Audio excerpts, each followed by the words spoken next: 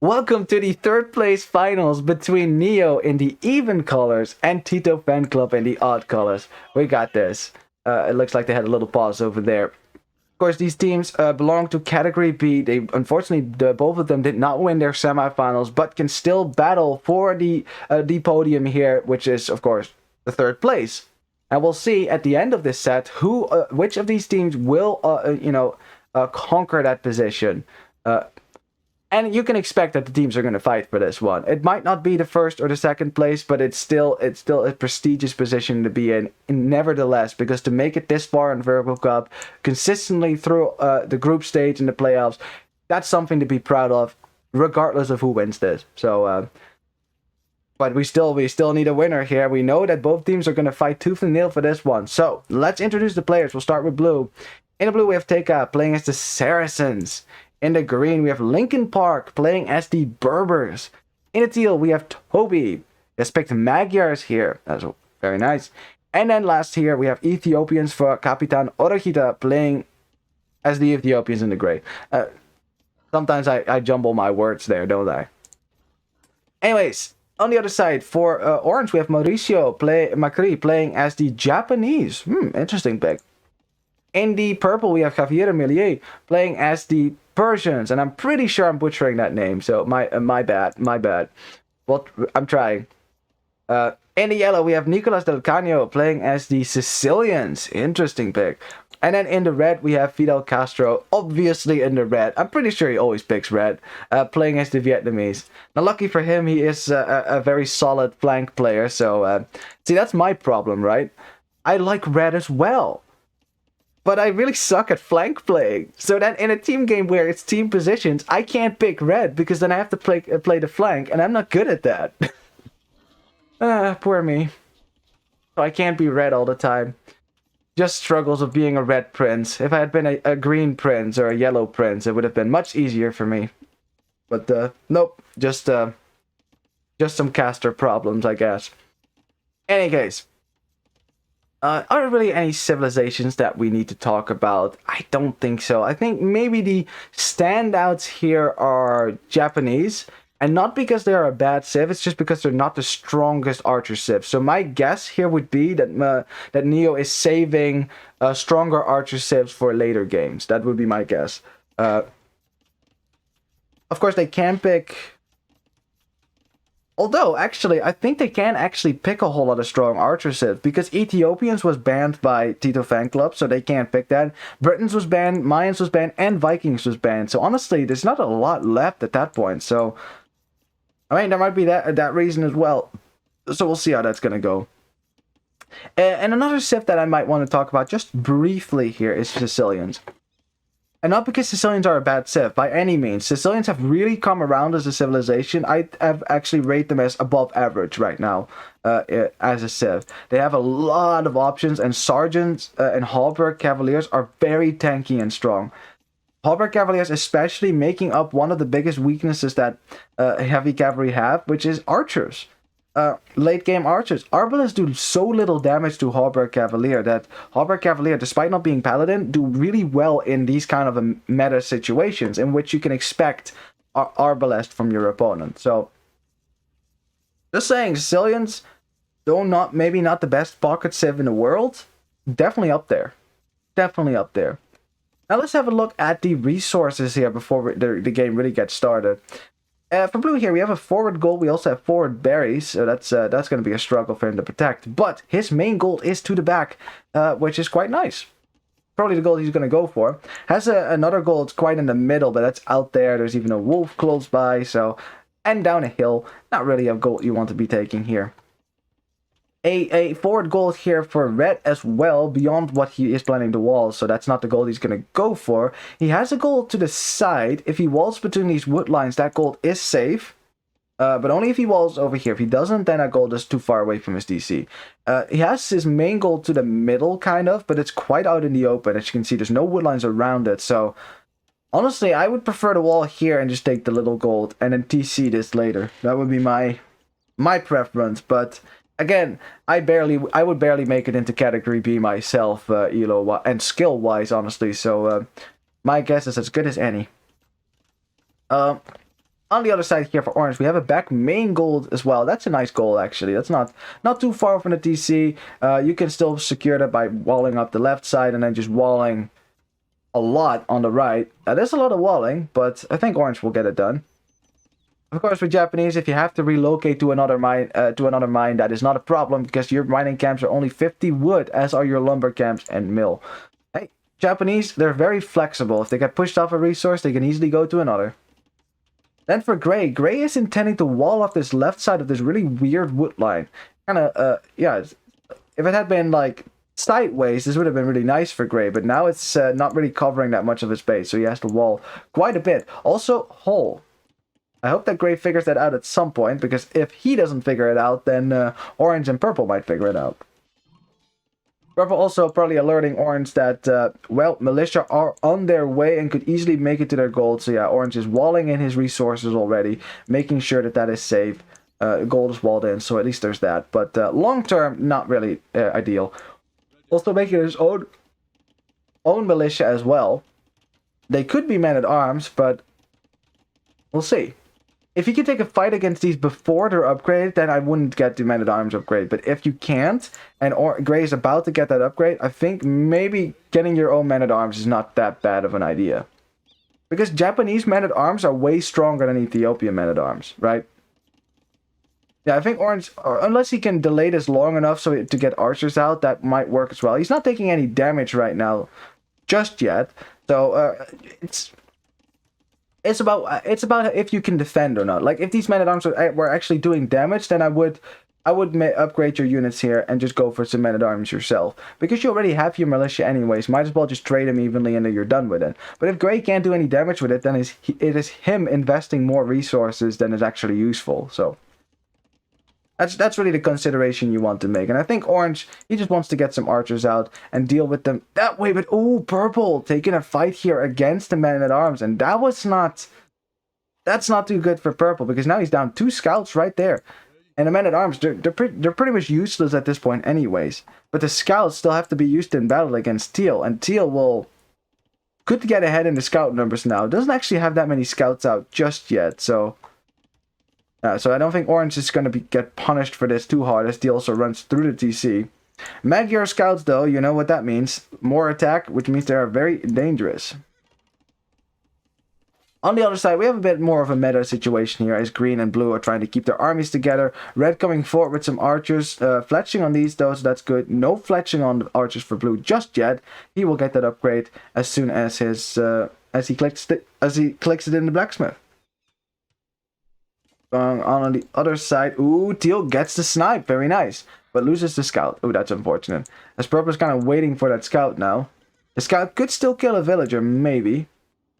I like this from red. This nice positioning from your archers. This hill is not, I wouldn't say critical to red to control, but it's a really nice position to hold between red and blue, right? You have a hill, you do hill bonus. Hill bonus damage, that's I guess that's the term there. As long as you keep that hill. But blue, of course, has a hill to retreat on of his own, trying to snipe an archer, but instead gets the scout for red. Ooh, red, make sure your archers do not get too close to these scouts, because you don't want to be caught off guard there. As neither side has lost archers just yet, as yellow and green kind of sparring here, both losing a scout for now. Man, this is very close. This is very close. One mistake could already mean that your side is not going to get to push this game. So, both players will keep their finger on the trigger, as to say.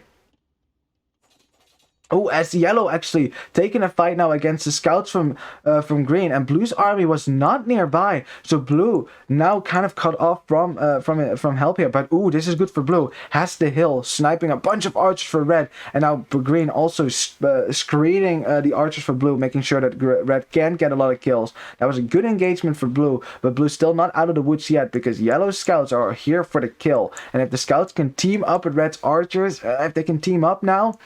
Yeah, that's bad for blue, because these scouts have armor. These scouts have armor. They do not die fast to archers, and that is a mistake for blue to not try to run away here. It's going to lose most of these archers, and red will still have a bunch of his alive. So that is what he's going to be happy with. On the other side, though, the teal and gray working together to kill orange's archers. Purple scouts were not in position, clearly. So orange, unfortunately, is going to lose that mass, and gray now slightly ahead in the archer count. Man, this is a very even game already. Already. Like, it's, yeah. What can I say? It's teal and gray having an advantage over orange and purple right now, but red and yellow are doing better on this side over blue and green. So, I mean, I love games where it takes forever to tell who's going to win the game, right? Like games that are so even that it's just, you can't tell who's going to win because either side has a chance to win. Those are the brilliant games. Like, really, really brilliant games. So we'll see. I mean, like I said, I haven't watched any of the games myself, so I have no idea what is going to happen. I don't even know how long this game is going to take, anything. Because I want to be there just with you to experience it for the first time. But the signals are there, right? The signs are there that this is going to be a good one. Mi tostadora. What's a tostadora? It sounds like food. Is that food? Because I'm hungry. I'm not sure what that is. If someone could translate that for me in chat, that'd be nice.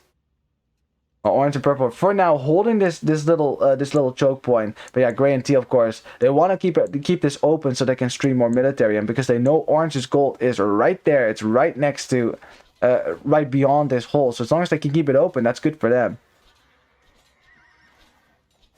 Teal and gray still staying alive for now, sending in the reinforcement there, and orange and purple are on the back foot on this side for sure. Red, for now, has been kept out of blue's base. Hasn't been able to do a whole lot of damage there, so it's good. Lueta's saying, it's like saying your PC is a toaster. Oh, okay. So it's kind of like how in English you would say my PC is potatoing, right? Kind of like that. That makes sense. Well, someone has a potato toaster TC then. That Oh, yeah, this is what I mean. This is what I mean. Orange's gold was not secure because this was not walled off, and Orange is now paying the price for that, has to abandon that gold, did not tower that. It's going to lose a bunch of villagers, and it's going to lose the ability to make archers. Yeah, the position for gray and teal is getting really good over here. Not something that you can say really for red and yellow, because red and yellow, despite winning the fights, haven't really pushed into blue's base, aren't able to get into his gold as well. So for now, advantage for TitoFanClub on the north.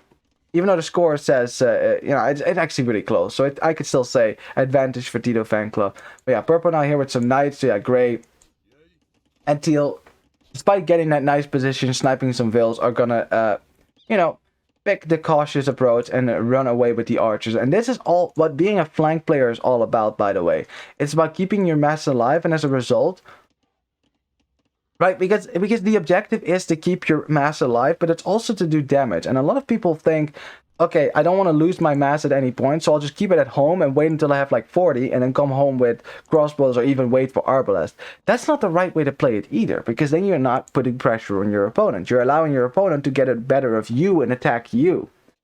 So what you need to do is find a healthy balance, right? Move forward with your archers, snipe some vills, and then move back when it is the right moment as well. And Gray moving his archers back, that is a sign of that.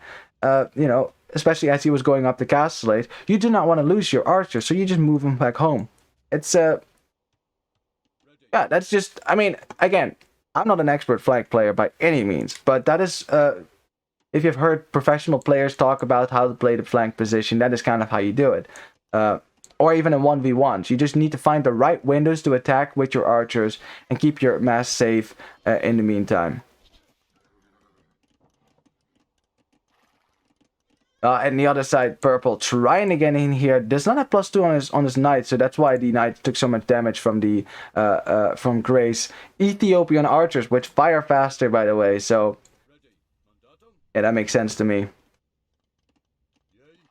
Oh boy, red racing to get to this hill. Blue gets there at the same time, but red is gonna take the hill here. Also with some good micro there, sniping a bunch more crossbows there from blue than blue gets from red. So right now, red has that hill. That is really nice. Despite having fewer crossbows, actually. I think red has... Yeah, he has just a few fewer crossbows. So that's interesting.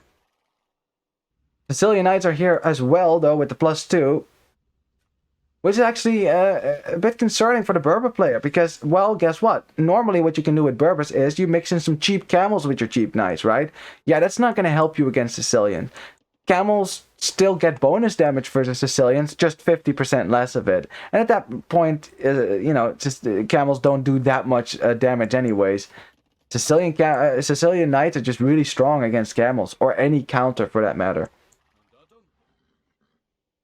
So yeah, nice hill control here for red and yellow. Like I said, this hill is not instrumental to either of their bases because it's too far away, but controlling it does help you shield your base from their military moving towards you, right? So that's pretty good here as well. As ooh, green taking a fight here now against yellow. Yellow has more knights than green, but blue is getting closer with his crossbows. Looks like both players kind of committing to this fight right now. Red fighting against blue. Both losing a few crossbows here and there. Now yellow and green again sparring here, but red was not in position to really help here. Now they are. Let's see how this fight is going to go. This is a critical fight as well. If green and blue can get a clear up here, they might be able to take off some pressure. Green has more knights available. It's so close. It's so close, but in the end, green does push yellow away, despite yellow having some reinforcements as well. Red still has the hill, though, so in the end, it is an indecisive match. Neither side really getting a clear up or anything like that. Ooh, yellow donating a knight for free there. Had his scatter point set a little bit too far.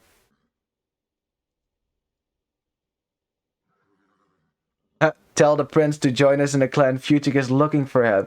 Well, I appreciate the offer. I really do. I might. How about I join you with my Smurf account? I don't think I would be good enough for your team, by the way. Because I might be able to talk about Age of Empires for a long time, but if you've ever seen me play, you'll know that I'm not really the best player in the world. Which is fine, honestly. Some might say that watching someone fail is a 2K Smurf account. Unfortunately, no. 1200. As we had a pause, and oh, Gray! I'm not sure why Gray was on his own here in Orange's base, but purple and orange are like, that is nice. That's nice that you went into my base, but I mean, orange should delete some buildings here, honestly, to allow purple to really snipe these crossbows. Like orange, delete the house foundation, the house, orange, the foundation, orange. But and now he does it. Now he does it. Orange, come on. He doesn't delete the foundations, and then he deletes the lumber cannon foundations after Gray's crossbows are dead. Orange, you're a riot, man. You're a riot. That's hilarious. Oh my god. Well, that's actually pretty bad for them now, because now Teal came in with his knights, and now it is Orange who is losing all his crossbows, because Purple lost so many knights trying to kill the crossbows from Gray. So in the end, it's just going to be a 50-50 clear up. On the other side, though, yellow and green also fighting over here.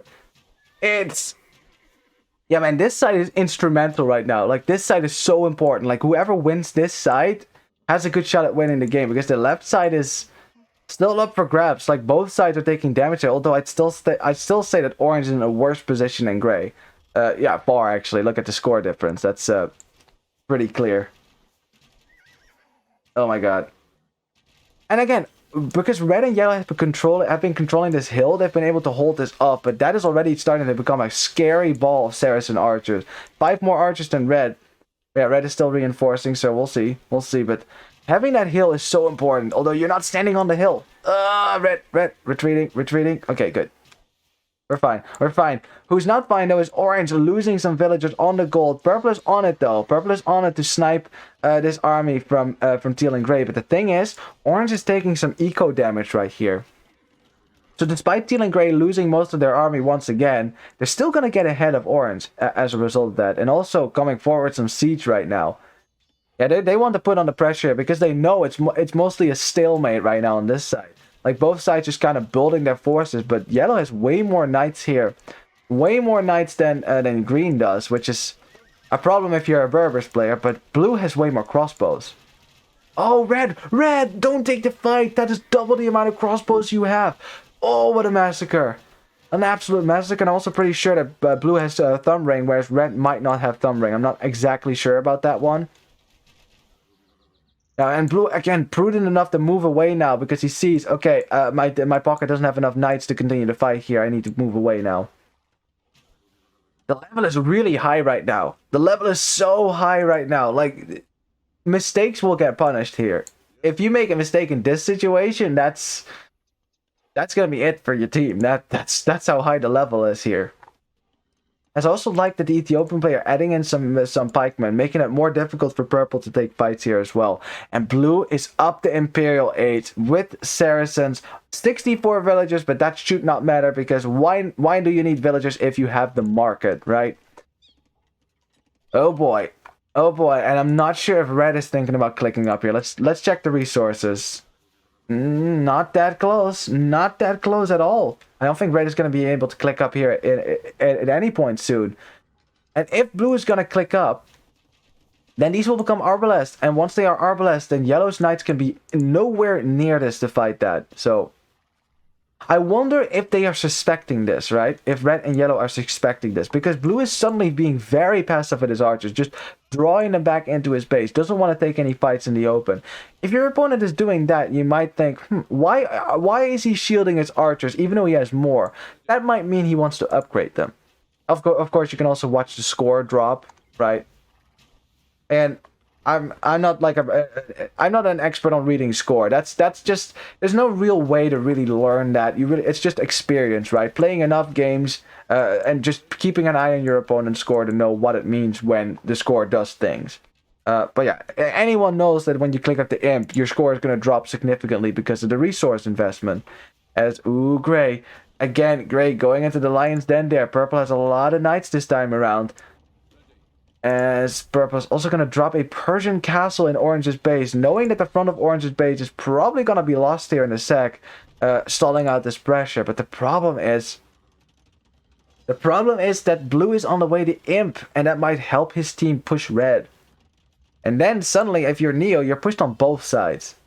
Like this side that it went like this that was to be expected, right? Like orange took some losses early on. It makes sense that he's behind. But red and yellow, it's been even all along here, and now you know. Oh crap! My opponent is in Imperial Age. They're gonna get Arbalest out now. Yellow is on the way to Imp as well. He will get there in a minute and a half. We'll be able to get his upgrades so that he can fight the Arbalests again. But until then, the Arbalest army from Blue is very dangerous. Now this castle will stall out the siege push, so at least Orange can just give up that town center. He's been expanding back to the back of his economy. Has walled this off to the side quite nicely. House wall here. House walling behind this as well. That's good. That's a hole. Steel could run in right there, but it's still close to a castle, so I don't know if he wants to do that. Blue getting his upgrades. Didn't actually click Arbalest. Why aren't we getting Arbalest? Does he think he has Arbalest? Blue. He's queuing crossbows right now. Why? He's getting chemistry. That's not an upgrade you usually get. He got bracer. I think he thinks he clicked Arbalest, but he didn't. Somehow it got cancelled or something. Some way or another. It's the knights can run through. Purple has to send his army right back. It wasn't quite in position here, but I think it will be just in time to help over here. Blue still hasn't clicked Arbalest, by the way. We got purple now here to help, and we have a giant fight that is looking to happen here. Well, it's just fixing to happen here. But purple doesn't want to fight just yet. He wants to get his upgrades first. That's what he wants to do first. As the Saracen archers is just going to go right through a fortified wall. 12 pierce armor on that, and they still go through like that. Just Saracen things, man. Yellow's an imp, though. Yellow's an imp, and these knights are going to be cavalier with +4 extra pierce armor. So, just in time, just before blue and green was really able to get a killer blow in, and I think red and yellow just will be saved by that for now. Yet red gets the chance to go up to imp, upgrade his archers, and I think they will be fine on this side. And the defense on the left by orange and purple has been really good as well. Because orange, despite the fact that he's behind, he's not dying. He's not dying just yet. Gray clicked up the Imperials only now. Teal is halfway almost. This is going late. This is going late because like normally at this point in the game, like someone has been able to push in Castle Age, right? Someone has already lost their base, and it's just, you know, it's a snowball that gets worse in Imp. But right now, there's not a snowball going on anywhere. Everyone is going up to Imp here. Everyone is getting their armies to full strength. And at that point, we're looking at a late game scenario here. And then it's going to be all about position. Like blue and green now have that hill, and red, please for the love of God, make sure that you don't get caught off guard here by Arbalest and Knights. That will be Cavalier soon. As yeah, red, don't take the fight, don't take the fight. Just delete the barracks or something. Okay. Phew. It's going to be about position. It's going to be about position. Who's going to get trade up? That's for one, because gold will run out at some point. Who's going to get trade up? Who's going to hold critical hills like this? Who's going to get all the extra golds?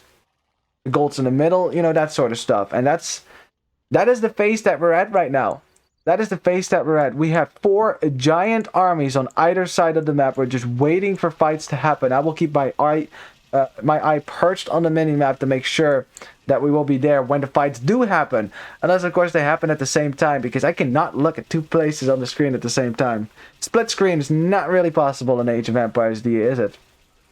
That'd be a nice casting tool, though. Well, you know, if you're, you know, at least the one thing that I really like about Saracens is that they kind of fix the one problem that Archer Civs have, which is they don't push buildings very well. Yeah, Saracens do. Saracens get bonus damage for these buildings, so these buildings go down really quickly. Whereas other Archer Civs would just be shooting at this house forever. You have to bring in siege in order to do that. But Saracen archers, once you get the imp with the chemistry embracer, they're basically siege archers, as I like to call them. Not to be confused with the actual unit called siege archer. So I like this from blue, taking a very important hill as well. Like I said, it's such a tiny hill. It does kind of control this gold as...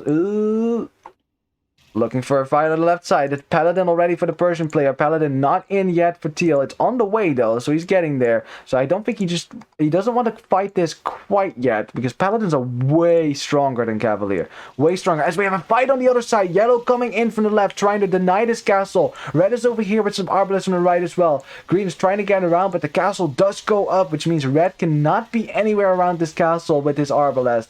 As Yellow is taking this fight kind of out of position here. Red can't really easily help without getting into the range of the castle. And Yellow probably has to abandon his position. Yeah, it's going to run away now because Red can't help with the fight here.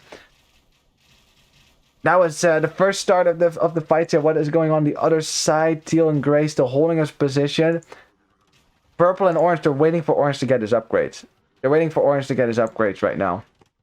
Yeah, good forward position now from blue and green. This is a nice springboard to push from. But red already is like, yeah, no, that castle is not going to go up. Not in my backyard.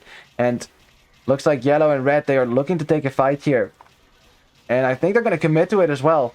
I think they're going to commit to it as well. So this is the first major fight of the season, as we have a fight waiting to happen on the other side as well. I can't look on both sides. Why are you doing this to me? We have fights going on both sides, but it's Paladin versus Cavalier on this side. On this side, it's Cavalier v Cavalier, but Sicilian Cavalier with Hallberg, the unique tag, way more pierce armor. Nevertheless, everyone loses their Cavalier, and at that point, it's about numbers, which red just has fewer numbers than blue.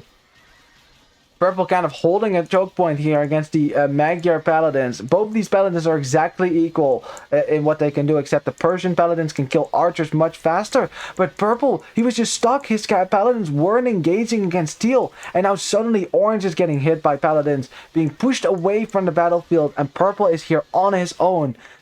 That is a better fight for Gray and Teal, I'd say. And it's just smart that they waited for Teal to get Paladin as well.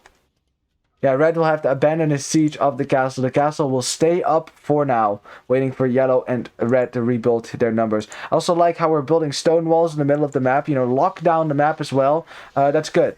That's smart. That's what you want to be doing. And like I said, you're setting yourself up for late game. Already had stone wall, fortified walls on this side. The problem is that red hasn't really expanded his economy as much to the back as orange has. So his economy is actually at risk here. Still losing a bunch of paladins in front of Orange's castle. And man, this has actually not happened a whole lot in Virgo Cup. A situation in which all 4 players were an imp and nobody was dead to the point where they couldn't make army and imperial aids.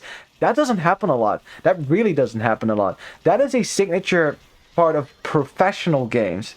that this happens, right? Where all four all pro players make it to imp and can make armies. So that just tells you how high the level is over here. As purple coming in from the front, teal kind of out of position. So yeah, gray is going to lose a bunch of arbalists here. Also is going to lose his bombard cannon. So purple, very nice with that snipe. And my god, and how you doing, Dragon, by the way? How you doing? Good to see you, bro. Still, this fight kind of good for purple, but teal has a lot of paladin right here. A lot of paladin. Oh my god. Giant fight as the paladins spread out and taking fights, but I'm pretty sure that teal has more paladin here. Yeah, purple drawing back his paladins now. On the other side, red still trying to defend himself against the push from green and blue, but blue has more arbalists than red, which makes fighting very tricky. Vietnamese archers have some more HP than Saracen archers, but honestly, that doesn't really help you against enemy archers. Not really. Helps you a little bit against cavalry. Like, you might survive one more shot, kind of, but... one more hit, I mean. But even at that, probably not.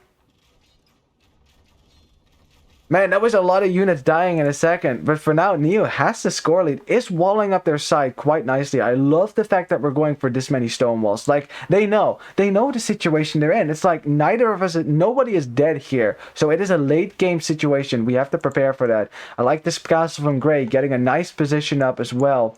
Down center in the middle for teal, you know, he wants to get that extra gold out as well. And the first castle for red is going to go down, which means that this part of his base is now forfeit. They will have to withdraw to his second line. And red and yellow, they're going to be struggling over here. It's going to come down to purple and orange. They have better economies, better armies on the field right now than yellow and red. If they can't push on their side, then we're struggling. But gray and teal have a lot of army on the field as well. And everyone is continuously spamming. We have markets going up on both sides of the teams. Like, these teams are playing so well right now. What I want red to do, I want them to wall this to the castle. Like, wall. You need to wall this side right now. Before blue and green get their way in too much. Because if they get into your trade, because we are in a position where everyone's an imp and everyone can make units. I mean, I guess except red. Red is kind of... yeah, actually, red is no longer really in like a prime imp, like a fully boomed imp position anymore. So red is going to be on the back foot. But for the rest, trade is going to be vital now because they will want to make more gold units. They want to get their trade up, make more gold units as well. We might actually get to a point where the first team to make it into the opponent's trade might actually win the game then. Which you see happening so much in pro games, right? Like, everyone gets the imp, everyone starts spamming gold units, and then whoever gets into the opponent's trade, that team wins.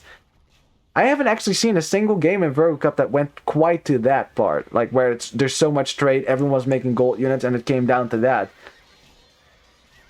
There's a lot of hussars in here as well, of course, not as strong as paladins.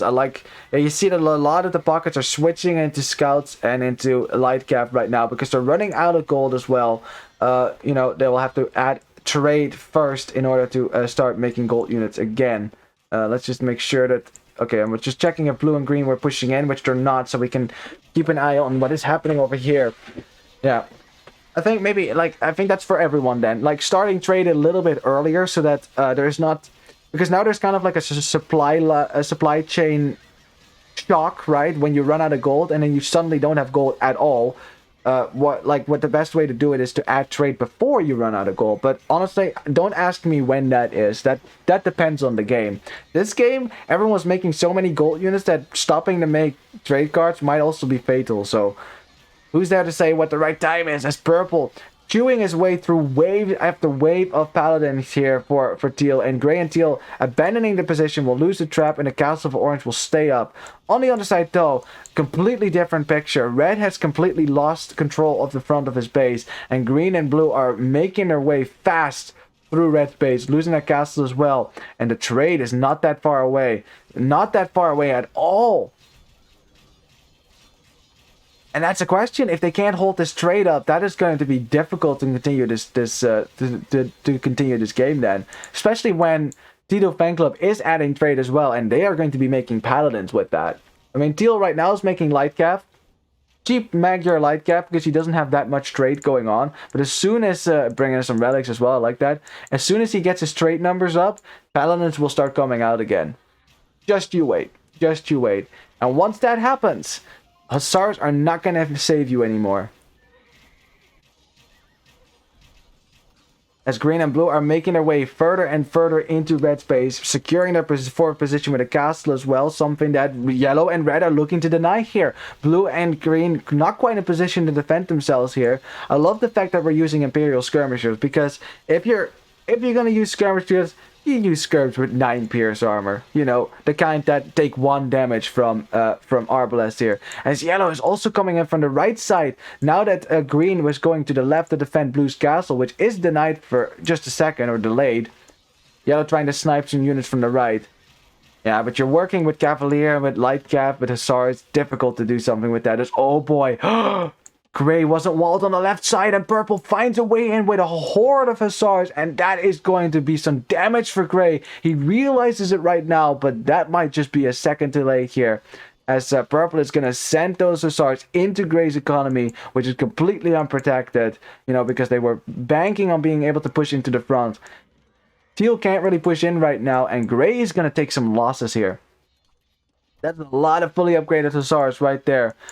Purple will keep some Hussars around to keep this open so he can send more Hussars in, and now the Hussars are making their way through Gray's economy, and they're going to find a lot of villagers to kill as well. Teal forced to send his Paladin army back, a slower army because it's heavy cavalry, relinquishing the front for orange and purple. And if they want to push this castle now, they might be able to. They might be able to. On the other side, this is just like the Jingle Bells gaming channel over here, as red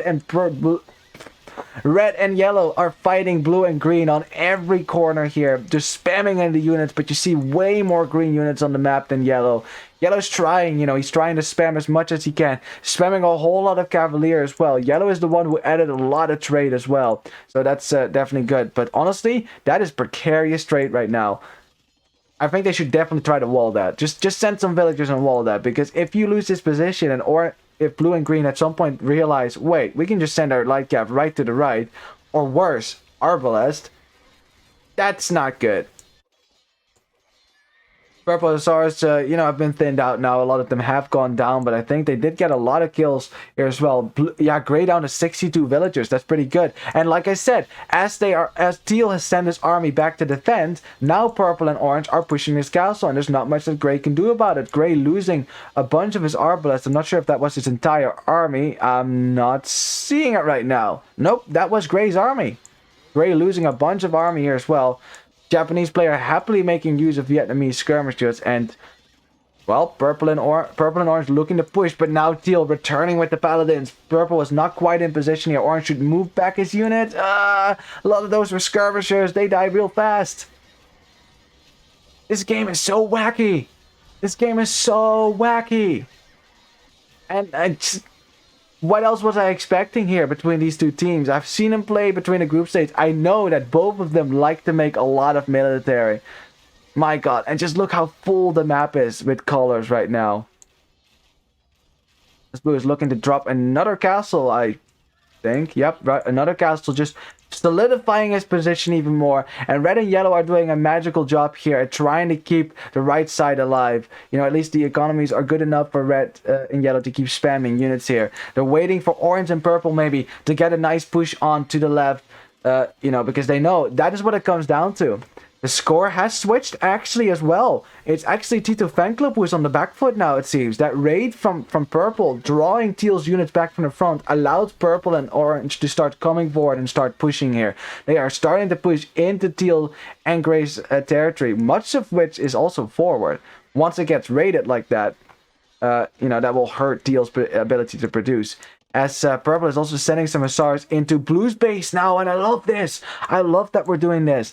I love that if you realize your push on this front is already going quite swimmingly, send some extra units into blue's base and force them to deal with that. It's actually Teal who's spending some units to do that, but yeah, this is going to be a nuisance for blue, especially because he wants to focus on, you know, pushing into the front here. I think that was a big mistake from blue and green, that they haven't tried to push beyond this yet.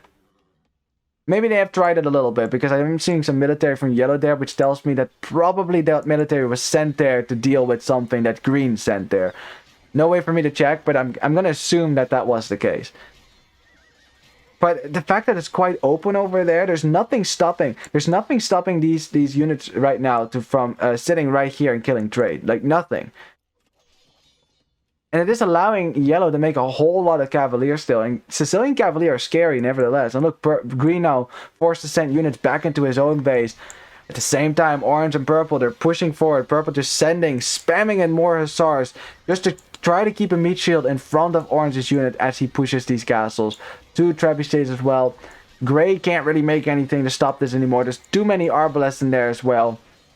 And the castle should go down here in a second. Getting closer and closer. Oh, and Teal also wanted to get another castle up. It looks like purple has denied that at like, what, 95% or something like that? This game has swung around completely. It's now become a race between blue and green and orange and purple. Who can push their opponent the fastest?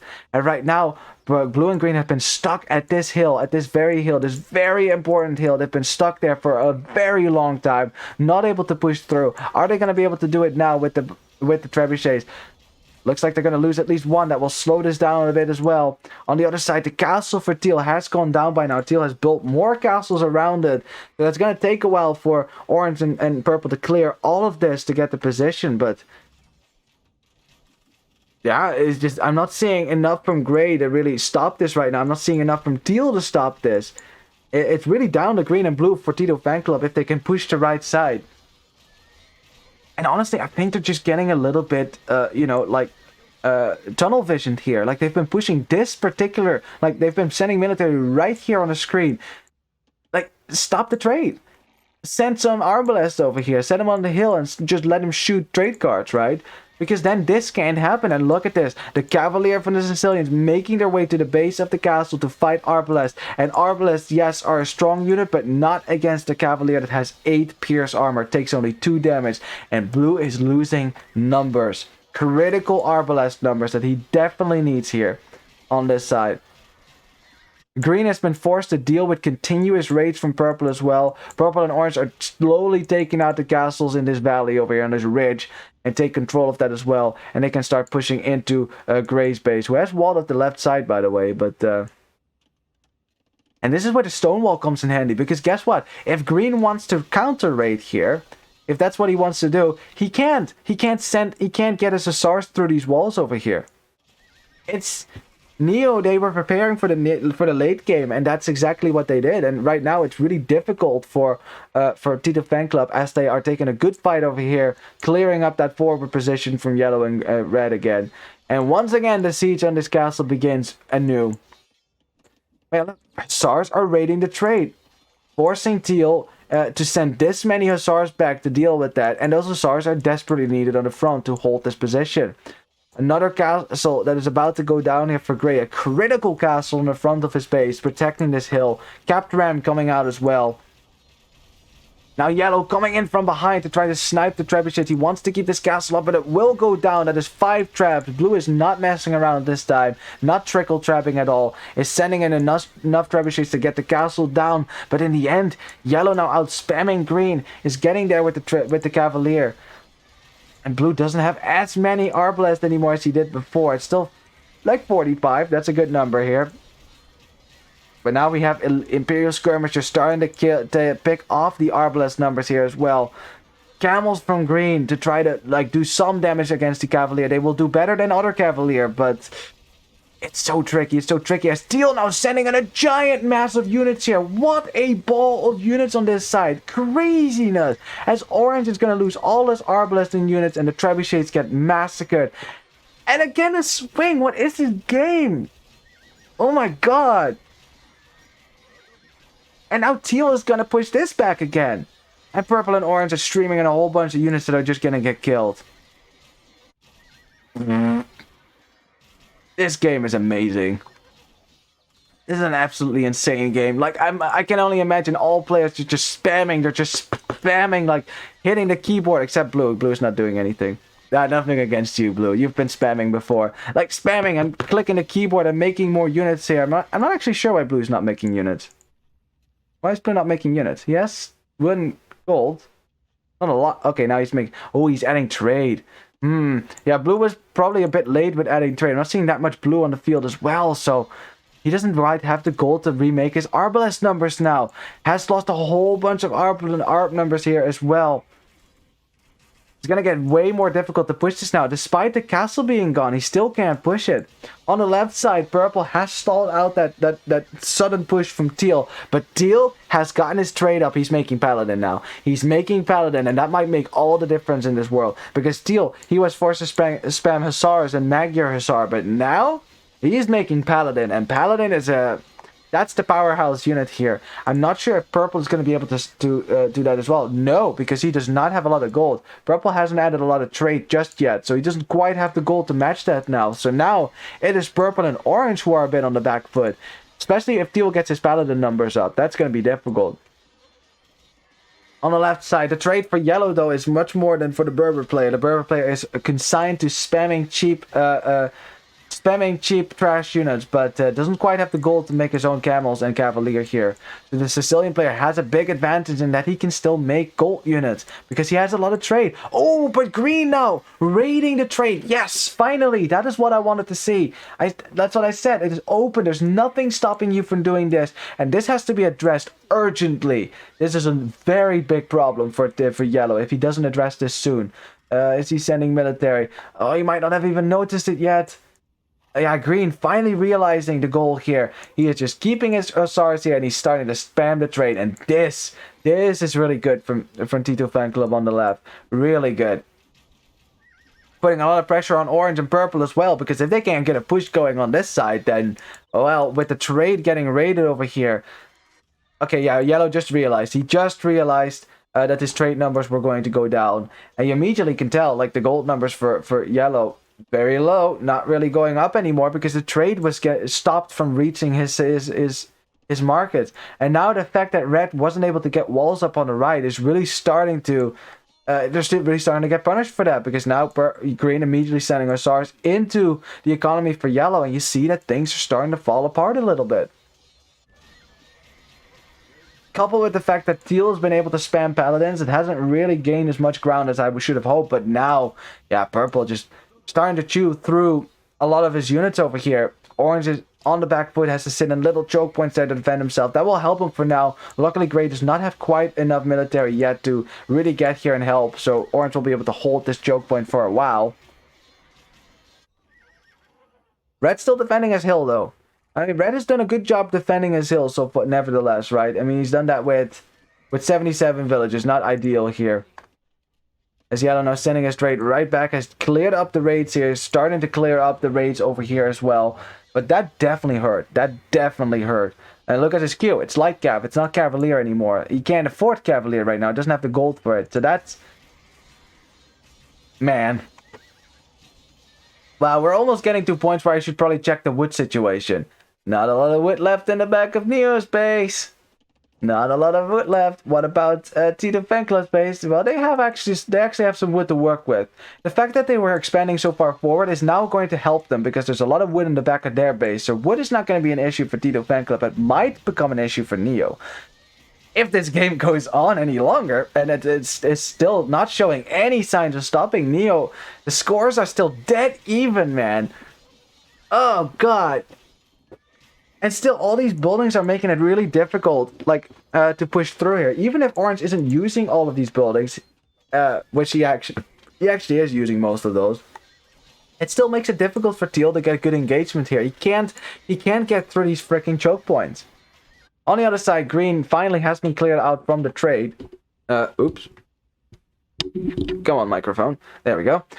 Green has been cleared out of the trade, but I think yellow should take this as a warning sign. Start walling. Just wall right before this castle, all the way to the edge of the map. You know, just something. Because now, look what blue's doing. Sneaky Arbalest. That is not a misclick. He did that on purpose to try to send it around. We'll just set it right in front of this hill, and 3 Arbalests can still kill trade cards.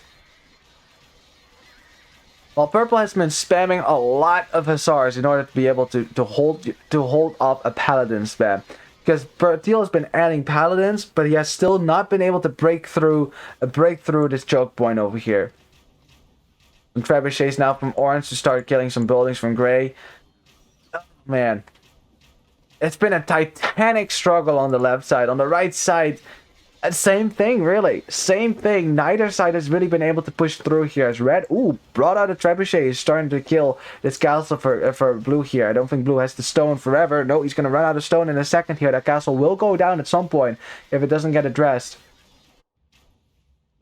The Arbalest, I told you, sometimes smaller armies actually do more damage than large armies, believe it or not. It's because you don't notice them. And if you don't notice them, like these two camels here, they can still kill units. But yeah, okay, purple is dealing with that, so that's good. Oh my god. Just the spam, and I love the fact that that there are actually players here that have gold to add in gold units as well. Like, it's not just a Hussar spam, although... Yeah, just look at the gold count for TitoFanClub. Despite them having more trade than Ne0, right, overall as a team, the gold units right now haven't really done the trick. They still haven't really been able to help them push beyond these choke points. The castle for blue has gone down. The other castle might very well go down in a second here. Yeah, Imp Skirm is great for these post-Imp Trash Wars. I agree, Dragon. Like having Imperial Skirmishers, like that extra Pierce Armor makes all the difference in the world. They can stand right under castles. They don't die as fast to, especially because of the Vietnamese, they don't die as fast to enemy cavalry. And you can't make Arbalest against them. You really can't. They do 1 damage versus these. Like, they're literally an Arbalest counter. And green is not able to get his mass up, right?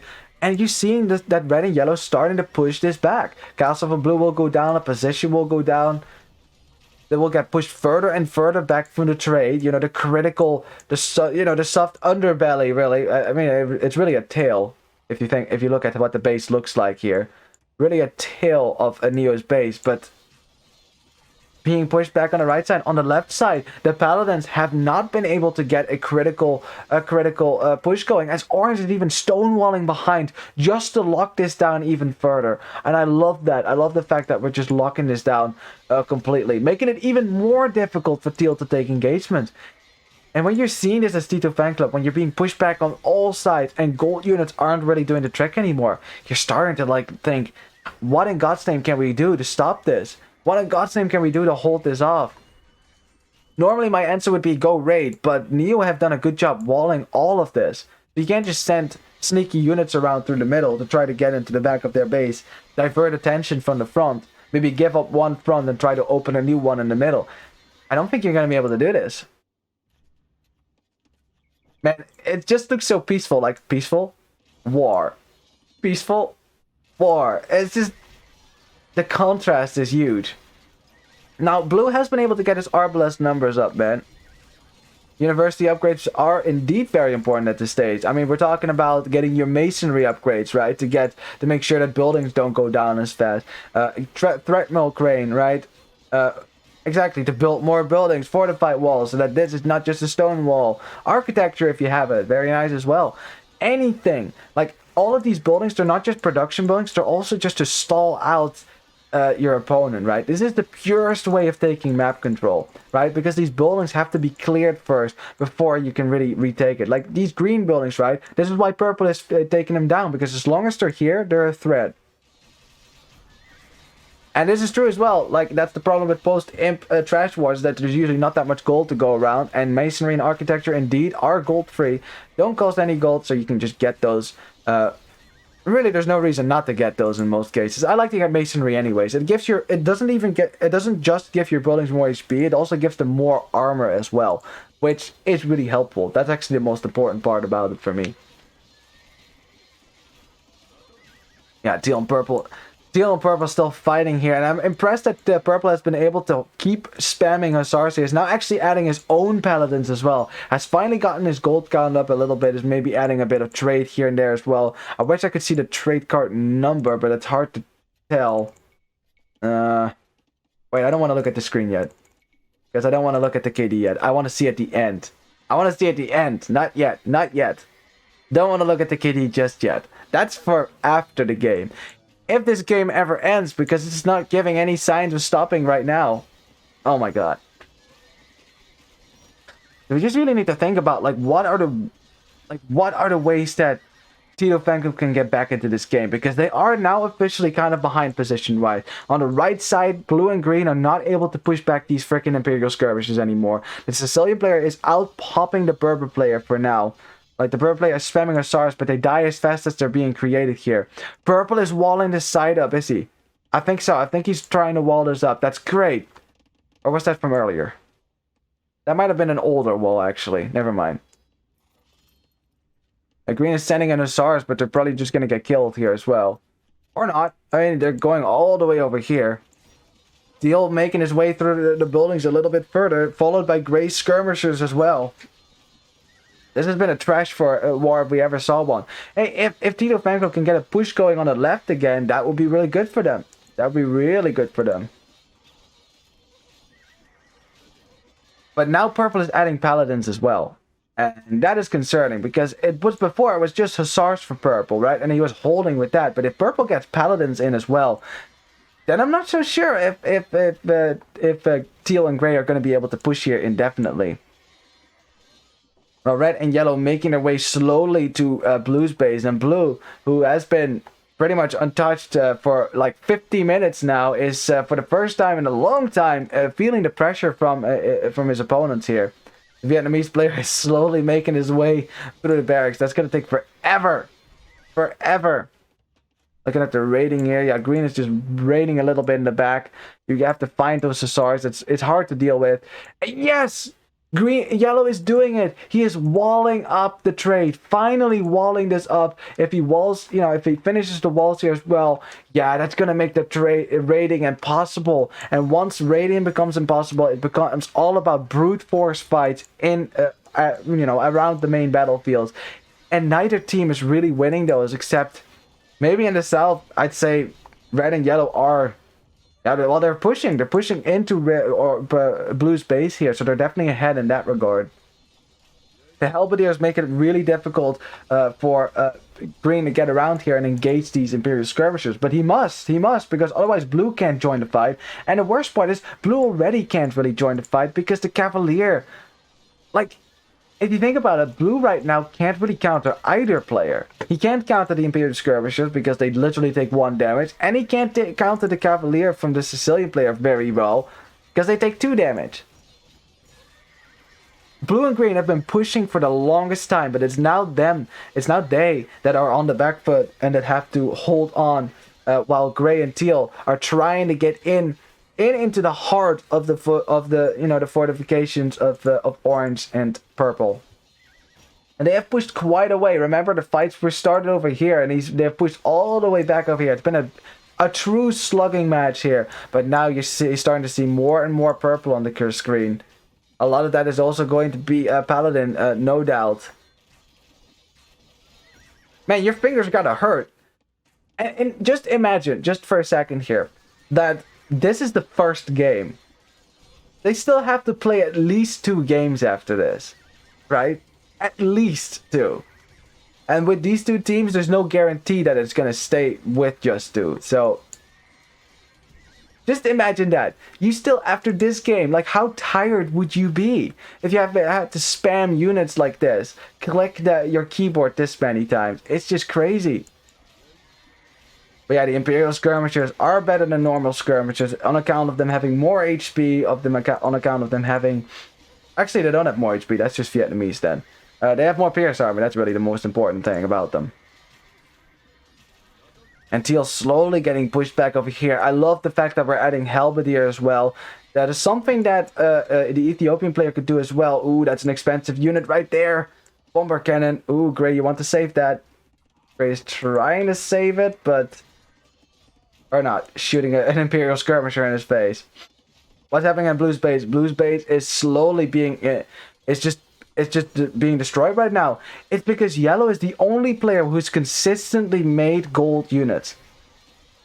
Like, consistently made gold units. Yellow was the first one to get the trade up from his team, and he's been making Cavalier the entire time. And that is what is allowing them to push on the right side. On the left side, Purple wasn't making Cavalier. He's now getting... Paladin. He's now getting his upgrades there. Not his upgrades. He's getting gold units out right now. So the trade card, so he can get gold units out. He doesn't quite have enough gold to start spamming here, but... and they called it GG! They called it GG! Blue and green do not think that they can hold on this side, and what an insane game this was! Holy moly.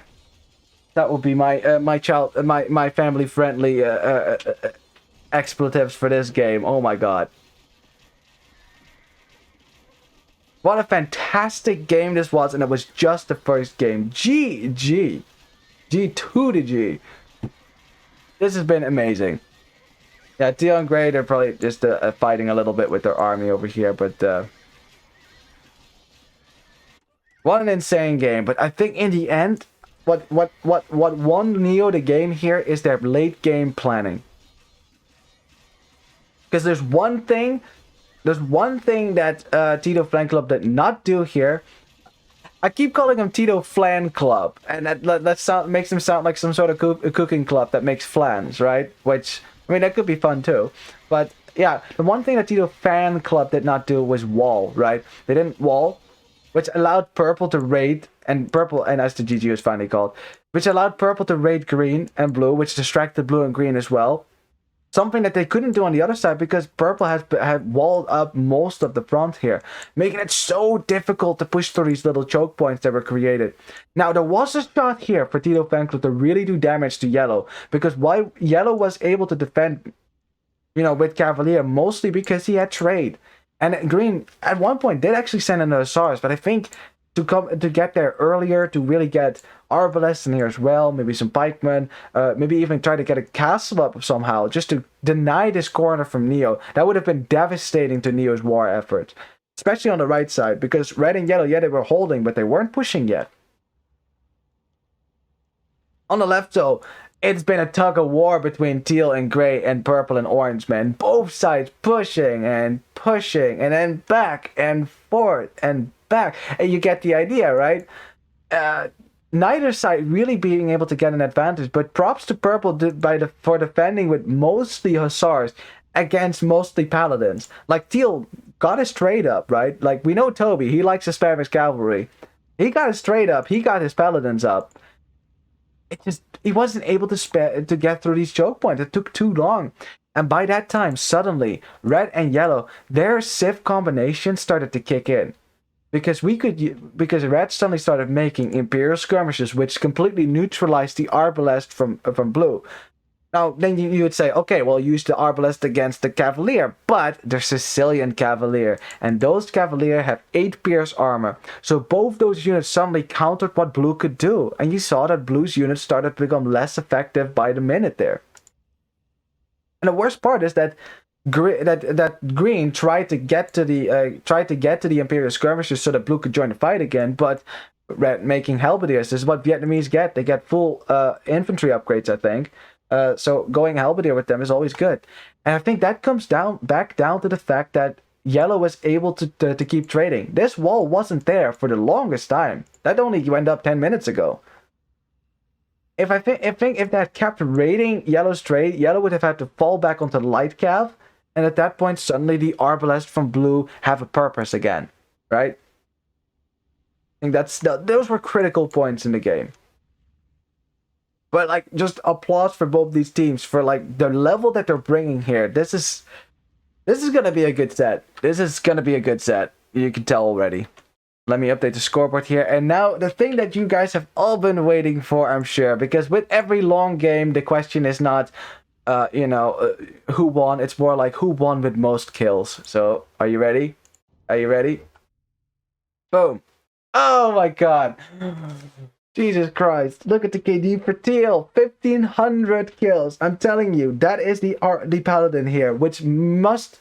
Like, how many more units must purple have been spamming there in order to hold the front there then? That's crazy. Look at the KDs here. And also for yellow, yeah, Cavalier really coming in clutch. Look at this. Both sides, like, see, yellow and teal, both sides making that gold unit, but it was yellow who eventually was able to get the better of his opponents at that point. Man, so many kills, so many lives lost. Who's gonna console all the wives and daughters and sons of these fallen guys? Or gals, I don't know. In Middle Ages it was mostly guys. Let's just be honest about it. In Europe, at least. GG. Oh my god. Wow, 120,000 food for Persian. Yeah, I should imagine that he had a lot of farms if we're spamming that many SRs. I mean, look at the gold difference between purple and teal, too. Look at that.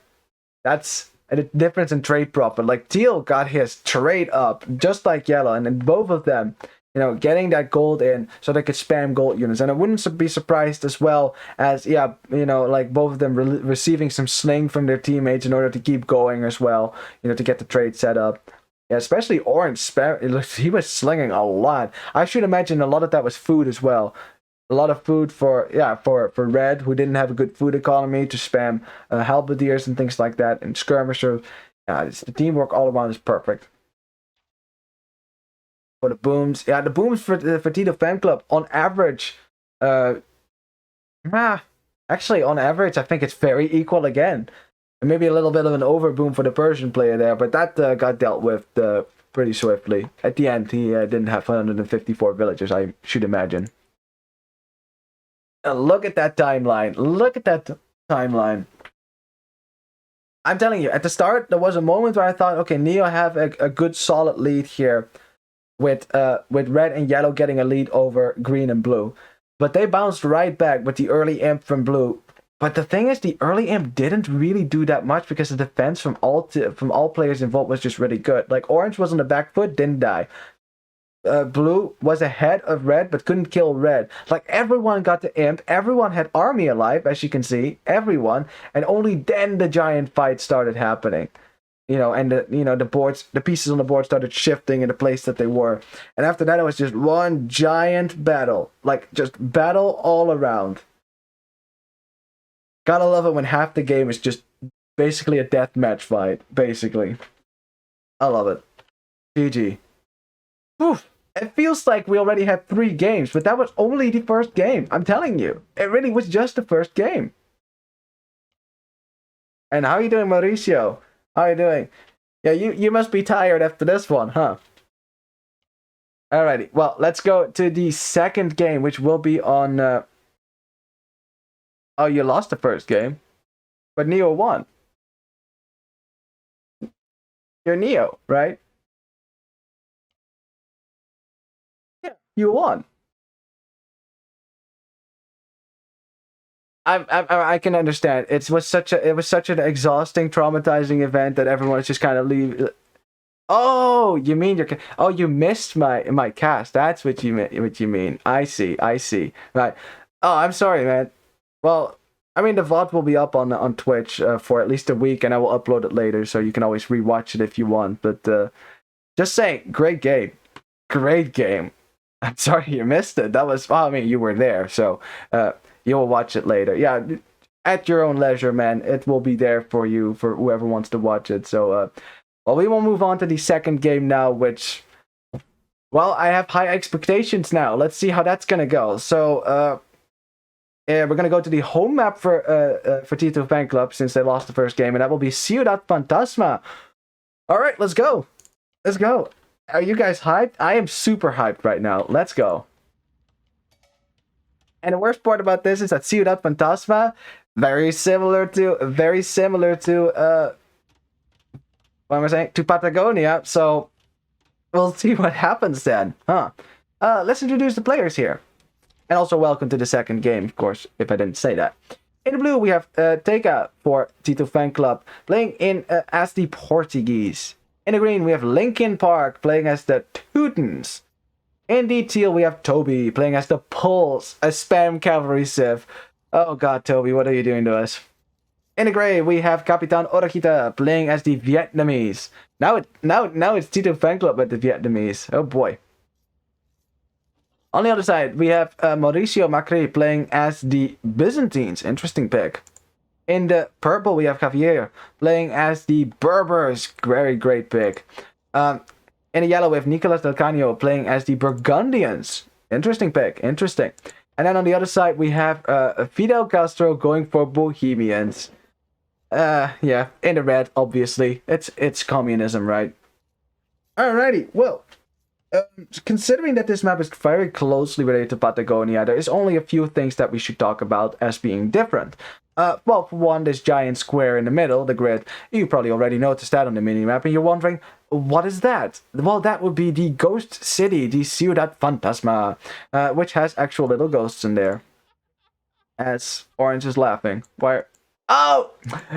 Gray's laming a boar. Oh god, and Orange is laughing about it. He's like, you.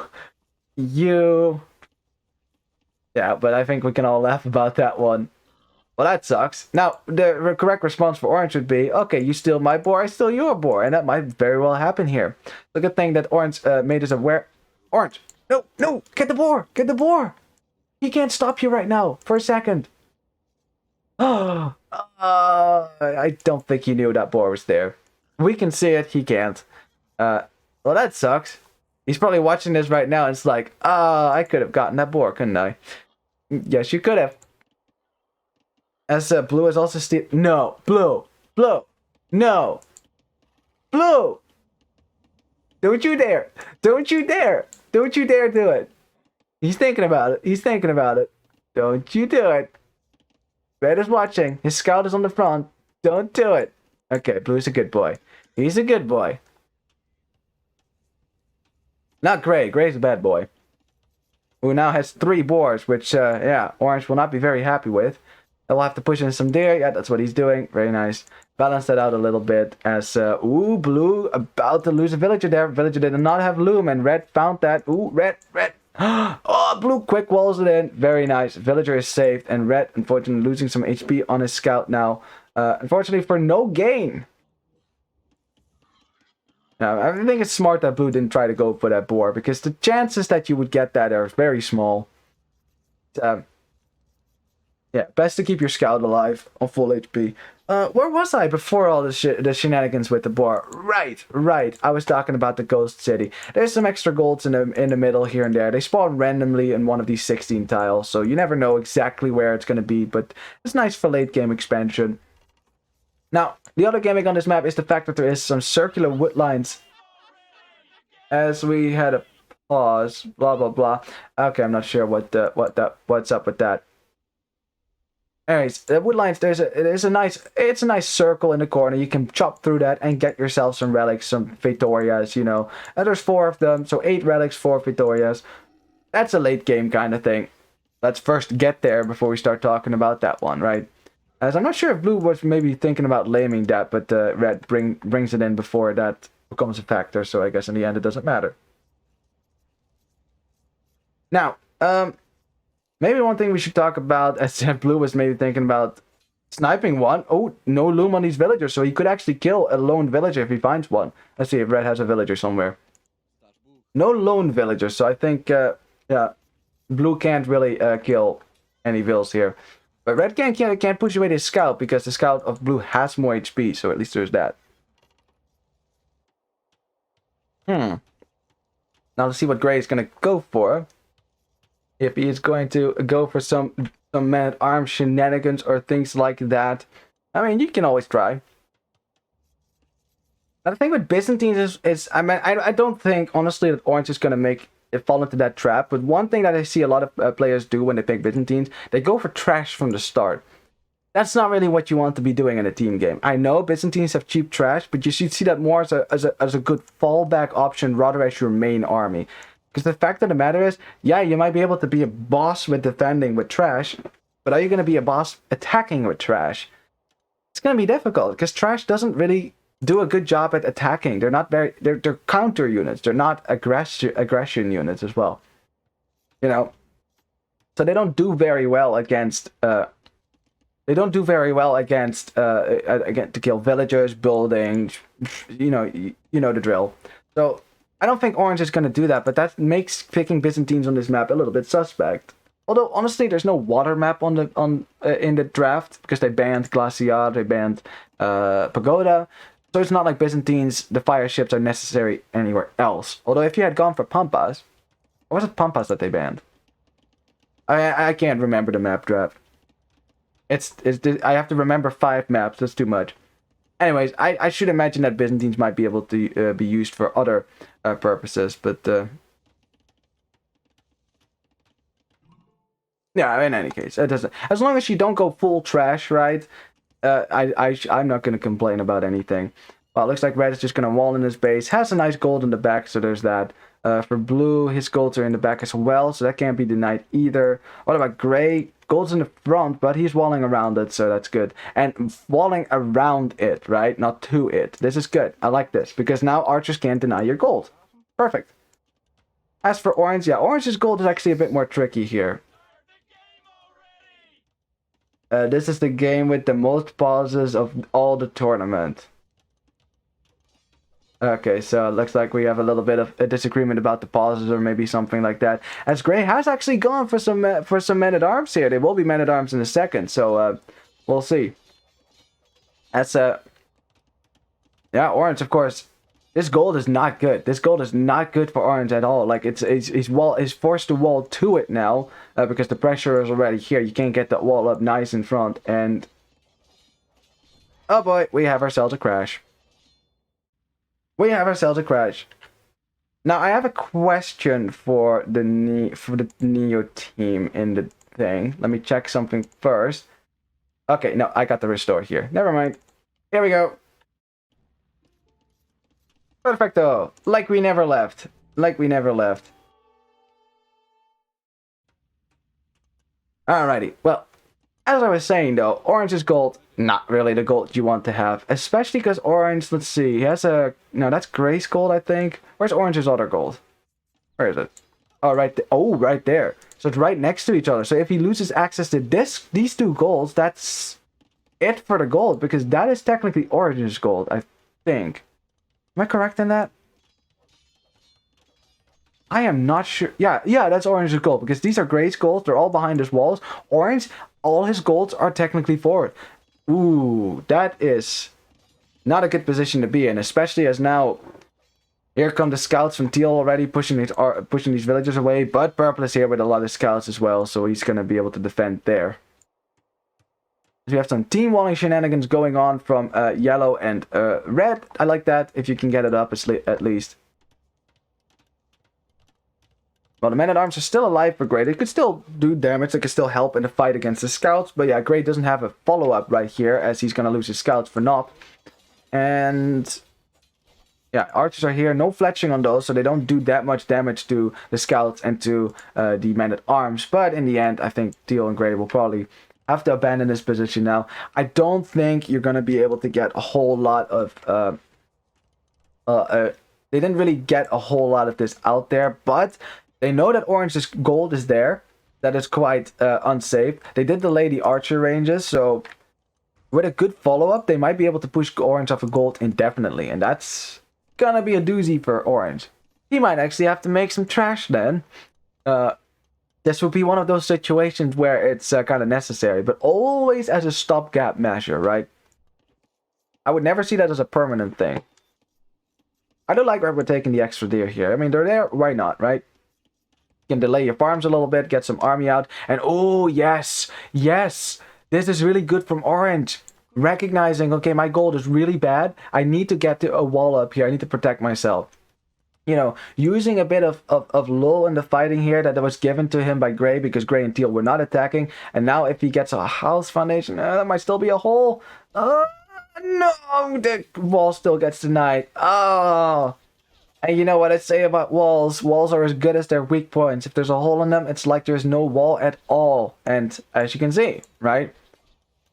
Straight to the gold, and this time it's archers. And this time, serious situation, because now...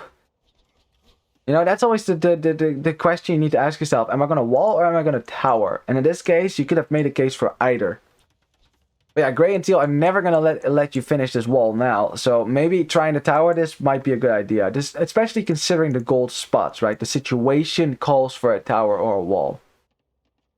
It looks like we had a fight over here as well. Something that seems like it was better for red and yellow overall, because I'm seeing a lot of green bodies and I'm not seeing a lot of archers for blue. So nice position for them as a bear is trying to kill an archer.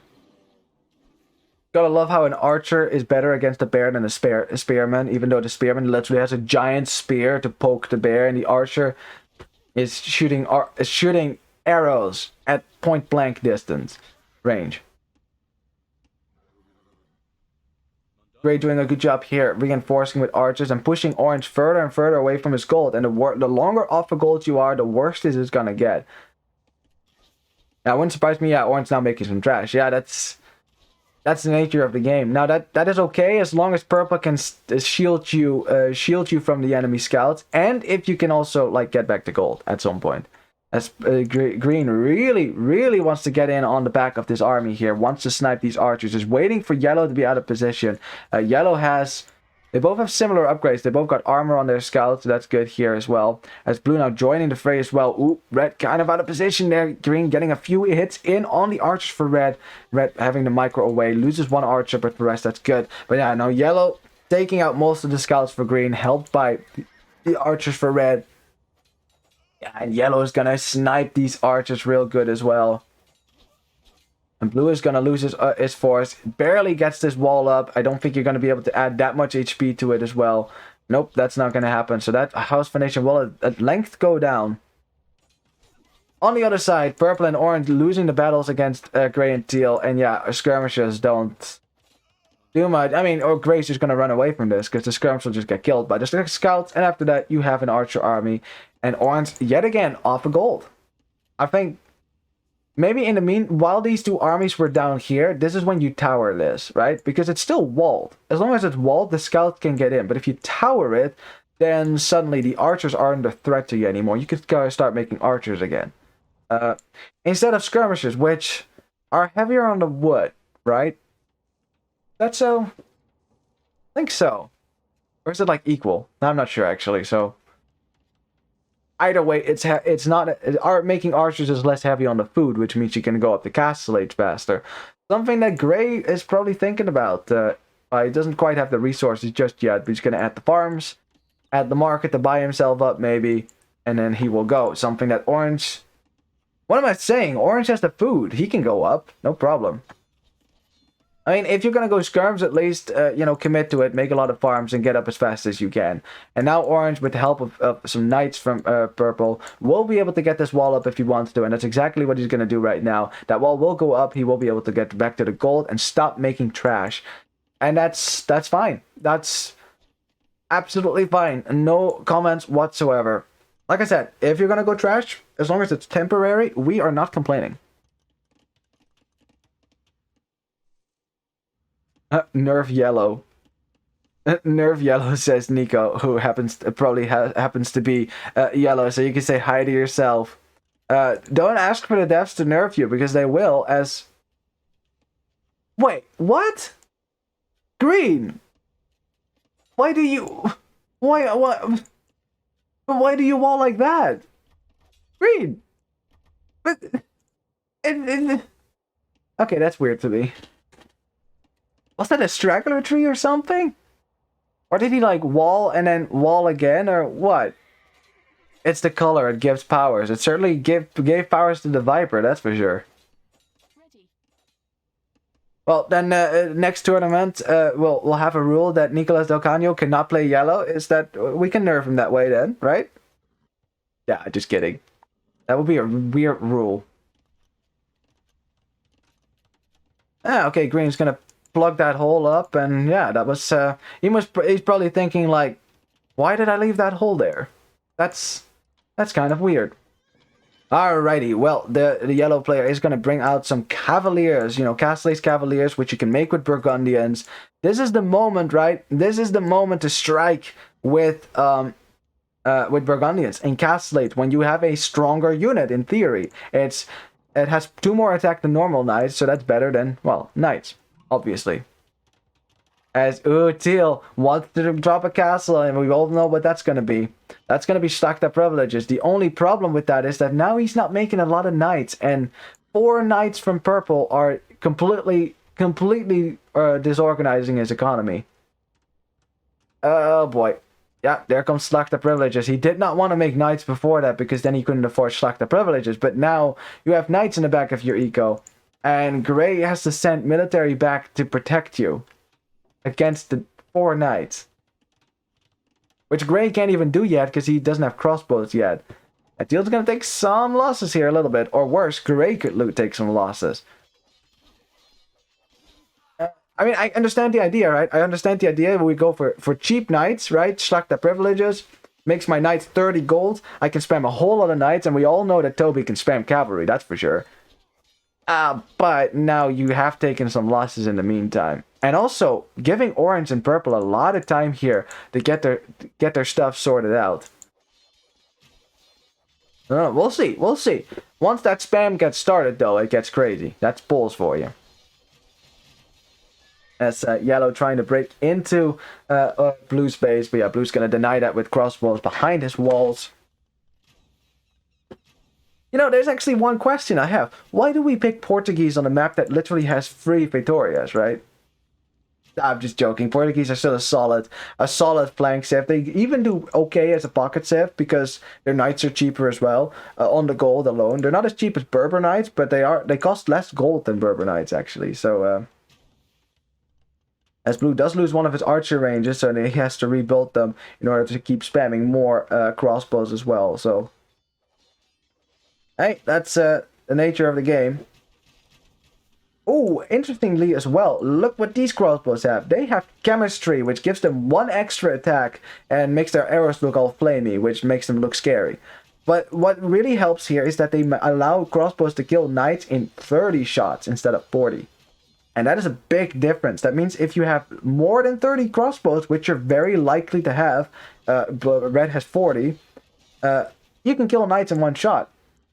Which means that per micro action you kill a knight instead of having to do it twice in order to kill a knight. You know, that takes away a lot of time for the knights to kill your archers, which is why it's so overpowered. Now it's not like having Bracer where you get extra range as well, but yeah, Green is going to have to really be careful about what kind of fights he is taking here. Now Green of course has good knights against the Burgundian Cavalier because, well, they have more melee armor, so the extra attack from a Burgundian Cavalier is kind of negated. I like how both players are just casually taking out buildings here, even though none of them is Saracens, so neither of them gets the building attack bonus here. But Yellow forcing his way in here. He is about to force a fight over here as well. Now in front of Red's units, so Blue will have to control his crossbows in order to kill Red's units now. And Red killing a lot of crossbows in the process now. The two knights engaging against the Cavalier from the Burgundian player. It will be really close. The only difference here is that the Cavalier have basically 1 more attack, and that's about it. Oh boy, oh boy. Ooh, but Teal looking to come around here, but Purple, realizing that in time, moves his knights in front to shield Orange. Gray is not as close to the knight fight, so yeah, Teal with fewer knights is going to have to back off here. But look how many stables he is queuing knights from. That's 5 stables. Only possible with poles in the early Castle Age. Only poles. Because other civs, the knights are too expensive. Even Berbers can't quite do that.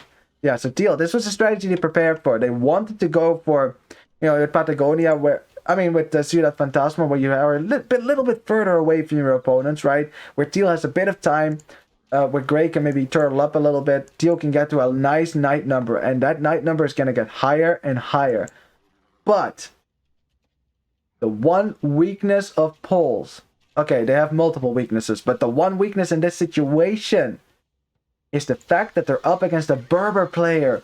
A Berber player who can also spam a lot of cavalry and, worse still, can add in camels. And when you can add in camels, that almost neutralizes what Poles can do against you. Because Poles, they already don't get a lot of armor on their cavalry as is, and now they're also getting countered by camels. Which means they have to add in their own infantry, something like that, rely on the flank to kill the camels for them. That's all the Berber player has to do if he feels like he's being outmassed. Just make some camels. Just make some camels. As we had a bit of lag there. A bit of lag there, but a little pause. So that should resolve it for now. Yeah, the position for Ne0 on both sides of the map it's just good. I mean, it's not like disastrous yet for TitoFanClub here, but they're not pushing on either side, and that's not a good sign, right? That's not a good sign at all. Like, you want to have a push going on either side. You want to have a win condition. You want to be going somewhere with your military. And now you're just defending on either side, not doing eco damage to your opponent whatsoever, who will be able to have a free boom. And as you can see, the Vil counts for Ne0 overall are climbing above those, well, mostly between gray and red, I guess the difference is. Still gonna matter though, because that means that gray is not gonna be able to get up the imp as fast as everyone else. As purple now taking the fight over here as well against teal. Teal has a lot of knights over here as well. Ooh, orange eating a huge shot from the mangonel there. A bunch of crossbows got killed.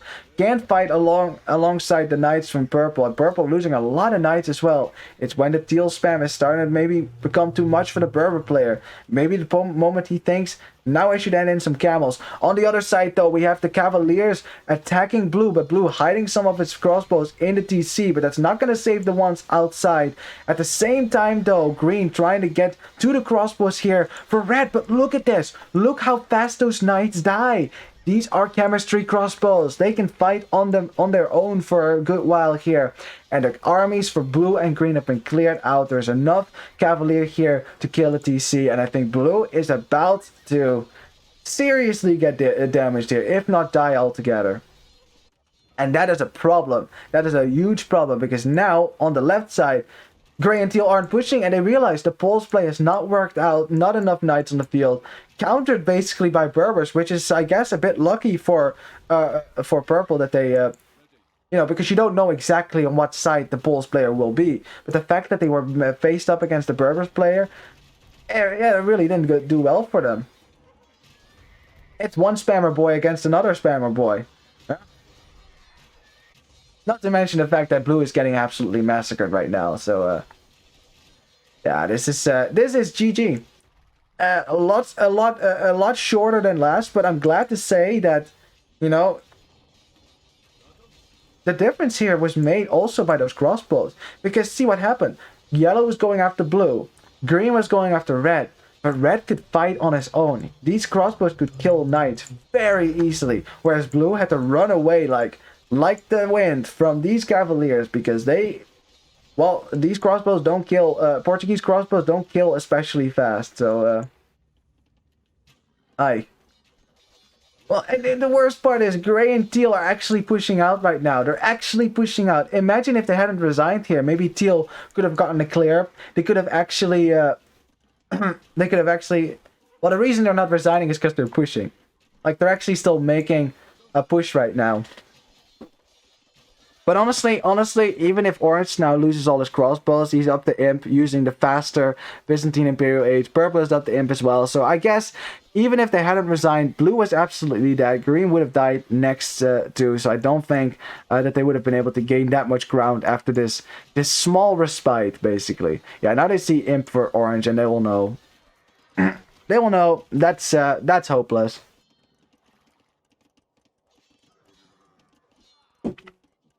I notice that a lot when teams kind of are, when teams have a lot of military, they are loath to resign because they don't want to, right?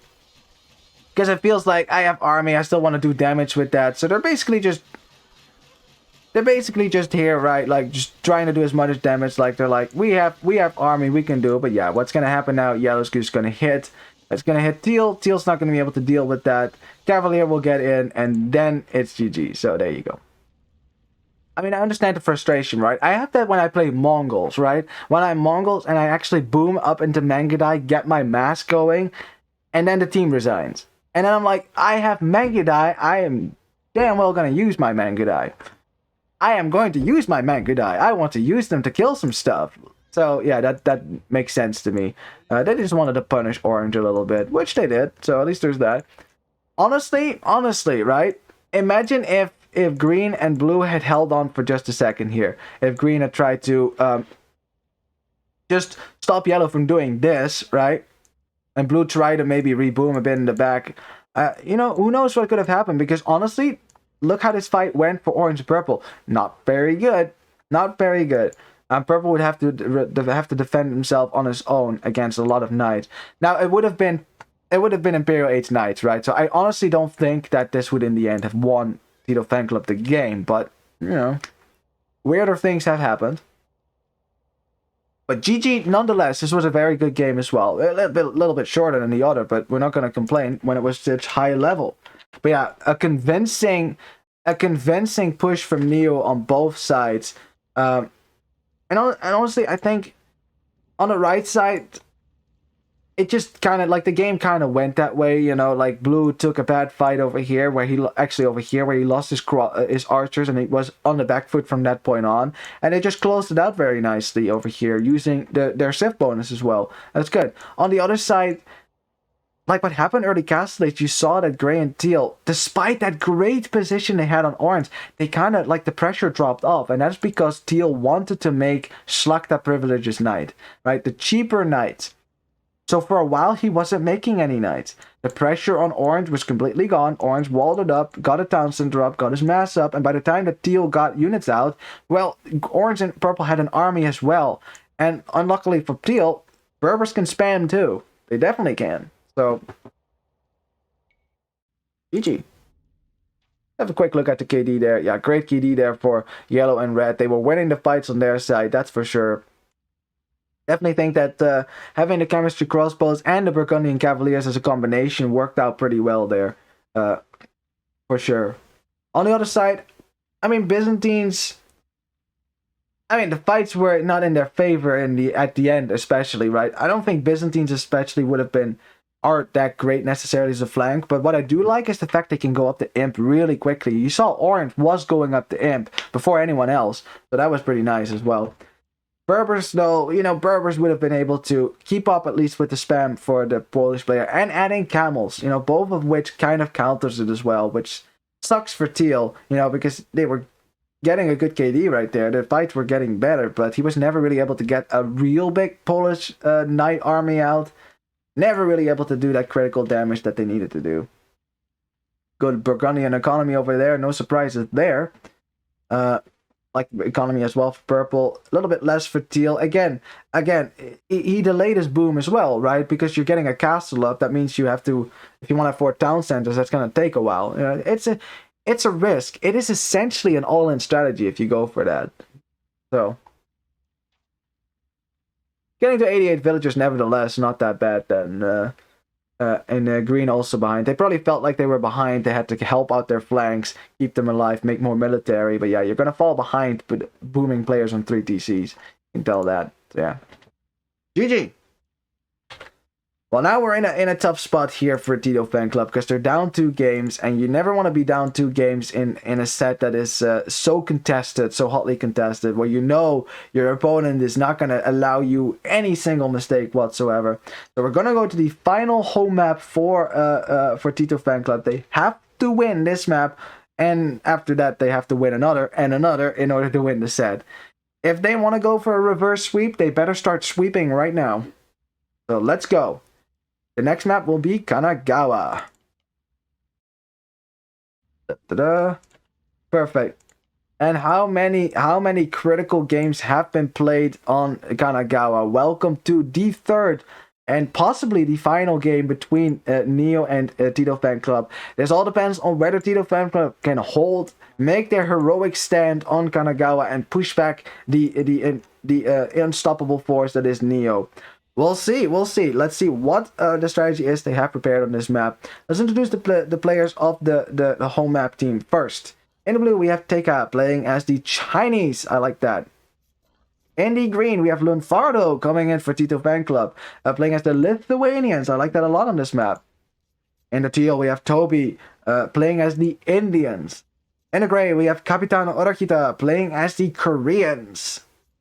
On the other side, we have Mauricio playing as the Saracens in the orange. In the purple, Javier playing as the Lithuanians as well. Yeah, in the purple, that's what I already said. In the yellow, we have Nicolas Del Canio playing as the Indians. Wow, we have a complete mirror matchup for the pockets. Interesting. And then in the red, we have Fidel Castro playing as the Portuguese. But yeah, that's I've never seen that where it's basically a mirror matchup here between the pockets from the two sides. Well, that's gonna make it difficult to get an advantage civ-wise because both of your civilizations are gonna be counted in the same way or get an advantage in the same way. That's the beauty of a mirror matchup. It means it's gonna come down to skill, decision making, strategy. being able to press that military Q button sufficiently and not forget you're supposed to make knights and villagers. Tim. Anyways, we can have a quick look at the civs, but let's first talk about the map, shall we? So, because we haven't seen Kanagawa yet today, it's all about the gold, baby. It's all about the 2 gold spots, the golden pits, basically, in the center sides of the map, like the middle of the sides of the map, basically. That's the right way to say it. Always between the 2 flank players, right? Separating the 2. This is where your late game control is going to take place. You want to get to the gold, you want to get to the middle, you want to control that. Now, the way to do that is normally you make military, but if you want to secure it for sure, you want to get castles up and town centers. Well, you want to do that, you have to get stone, but guess what? No stone at your home base. Nobody has stone. The only stone is the holy stone in the middle, right around this Buddha statue, the big statue of Buddha. It's some dragons or lions or whatever that's supposed to be. There's also some relics around here, which is why both teams have actually gone for Lithuanians. Although, you know, one team might have picked Lithuanians to counter the other team going from Lithuanians, you know, like... But yeah, you know exactly where the relics are, so there's no reason not to go for Lithuanians, right, on this map. They're a great pocket save anyway, so... yeah. Also, lots of stone, so there's also an incentive for the Lithuanian player to maybe go out here, mine that stone, get castles up, and make Lightus. We don't see a lot of Lightus often, but honestly, since the buff, Lightus are the best cavalry unit that Lithuanians can make. They negate enemy melee armor. I could just say negate enemy armor, because if you think about it, melee units always negate pierce armor. That's the whole point of the difference, right? Oh yeah, and they have more attack as well. A lot of extra attack. If you get 4 relics, you definitely get a lot of attack on Lightus, so we'll see, let's talk a little bit about civilization. So, what I like about Kanagawa is the fact, if you're playing flank, is that you have a bit more time. You're a bit further away from your opponent, which means that you rarely see men-at-arms shenanigans. That's, you know, rarely see that. Instead, people go for a more passive approach. And once you have a passive approach, you can use civilizations which normally need a little bit more time. We're talking Koreans. We are talking, well, maybe not Saracens, but we're definitely talking Portuguese, and we're definitely also talking Chinese. Like, Chinese have a rocky early start. The further away from their opponent they are, the better, right? Because, well, if they can't hit you while you are trying to get I lost the word there. While you're trying to get your early economy rolling, Chinese turn into a great civilization the later the game goes. Now, I think most players are probably just going to go up to the feudal age. I am not expecting a whole lot of men-at-arms play here and there, but wouldn't be the first time, I'd be surprised. Wouldn't be the first time. But overall, you know, the reason why men-at-arms play is not really that effective on a map like this is very simple. It's just the distance. It's because by the time your men-at-arms make it to your opponent's side, they might already have walled, they might already have archers out, and at that point your men-at-arms become quite useless. That's not going to stop Gray though, because Gray is making men-at-arms. He's thinking about sending those across the middle and maybe hit Orange, who is walling, and I think is going to have an easy time walling the sides here as well. He could wall between his wood line as well if you don't want to anger the bear. Yeah, he's going to be able to get all of that up. Has looms, so he cannot be stopped by an enemy scout, except his scout is actually was blocking the wall off here. But yeah. And let's see if the Korean player's investment in men-at-arms here is going to pay off. We will see in about a second here. Orange still has a bit to wall. So it's not like he can immediately stop the men-at-arms, especially if Gray's going to stick around and maybe be annoying. But the scout is weak, so despite Gray being a feudal age, he cannot kill these villagers. He can't. He can only delay and hope that his men-at-arms get there in time. So we'll see if Orange can get the walls up in the meantime. Not seeing any men-at-arms from blue or anything like that, so they're not going to go for that on this side. So it's all about these men-at-arms. Can they get in? Can they get in? Gray's trying to keep it open. Orange doesn't know that they're coming, right? But maybe the fact that gray is so tenacious about sticking around here could give you an idea. And orange walls this up. One more wall, one more wall. Oh, men-at-arms are in. Men-at-arms are in, and officially men-at-arms have paid off. Sort of. Maybe not paid off just yet, but... Oh, but if they get a villager killed, it definitely pays off. No, can't get it. Couldn't get in front of it as well. But now you can break this wall. Then you can start walking around. Ooh, but orange walling behind that. Very good. Some idle time nevertheless, though. So again, it's just the fact that the men-at-arms get in and stop your villagers from doing what they're supposed to do. The latest archer range. The men-at-arms have paid off already. So a little bit of idle time, a little bit on the back foot orange is right now. And that sounded like Yoda.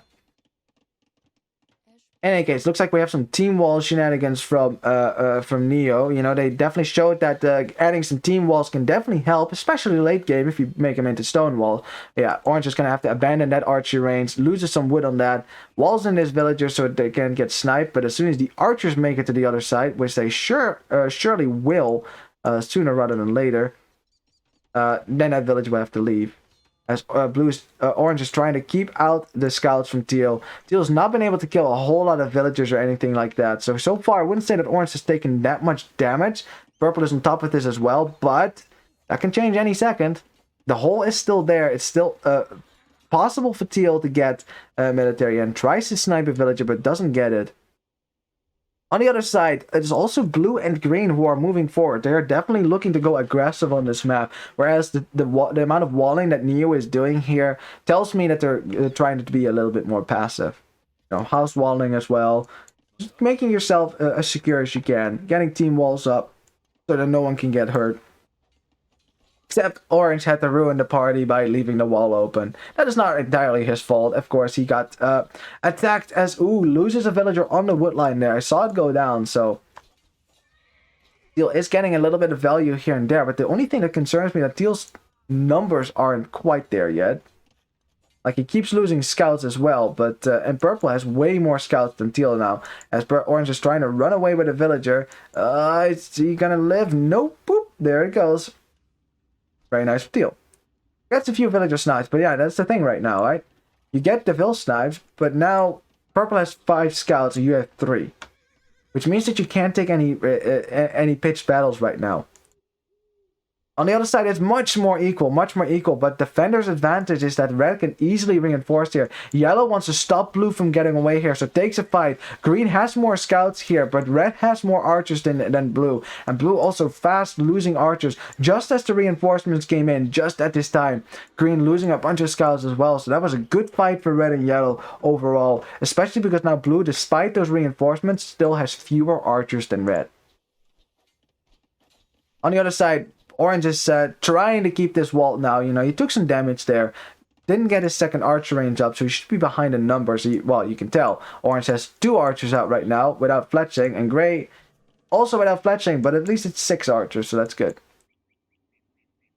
Red and yellow controlling the top side of this golden pit, not allowing blue and green to get a permanent position on that side. You wouldn't want that to happen, so that makes sense to me. Yeah, orange at least gets this wall now. His gold is nowhere near this wall. It's actually very safe. Such safe gold. Look at that. Behind your wood line, behind walls. So far away. So nice. Except there's a giant hole over here. Orange! Don't tell me you're going to forget about... Okay, no, he's not going to forget about that. Thank God. I thought he walled that by now, but... I mean, I guess he was very busy with this. And, thanks, Purple. Thanks, Purple. Look at that. Purple trying to help his teammate there. Ooh, interesting though. Now gray can't join the fight. Purple kind of betraying his teammate over there. Yeah, Teal can only run around now. He can't actually take the fight now because there's more scouts for purple and he cannot escape. He can never leave. No. Unless you kill the gate, of course. Okay, orange will... He will get it walled soon.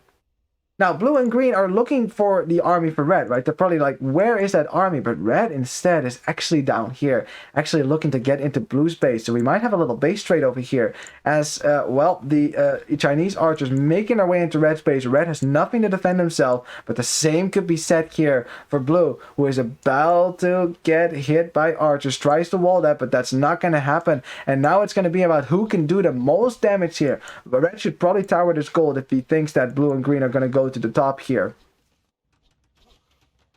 Like blue is doing right now, he's committing all his villagers to this tower, so this tower should go up, but he's gonna take a lot of damage in the meantime. Red is having the time of his life, sniping vills here and there. Only 5 can fit into this tower, so red is gonna snipe villagers as he runs away. At the same point though, blue killing a lot of villagers of red on the berries, but here comes yellow, and yellow has armor and bloodlines on his scouts as well, so he might be able to take some fights there.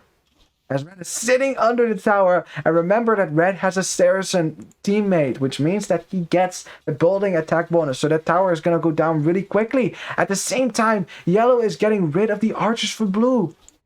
It's a double whammy. Blue is losing his army, and he is still losing in his base. He has also been pushed off a gold as well, so this is not good. Not good at all for blue right now. And because green is up on the way to Castle Ace, he wasn't able to make a lot of scouts with upgrades to help there. So, not able to really assist, but oh boy. Gray actually makes it through a little hole in the wood line over there. Snipes a villager as well. So yeah, orange is not in a good spot as well. But we have ourselves another revolving door game. Another, yeah, a bit of a team-based trade, I guess you could call it. Where red is completely harassing blue right now, and blue is... trying to get the Castle Age, clicks up, well, he clicked up 30% ago. As Gray tries to make it to the gold here. He knows he can't escape anymore, so he's going for some villagers there, and Orange is trying to save him as good as he can. She is definitely a goner, so is she. So yeah, that's some vill picks there for Gray.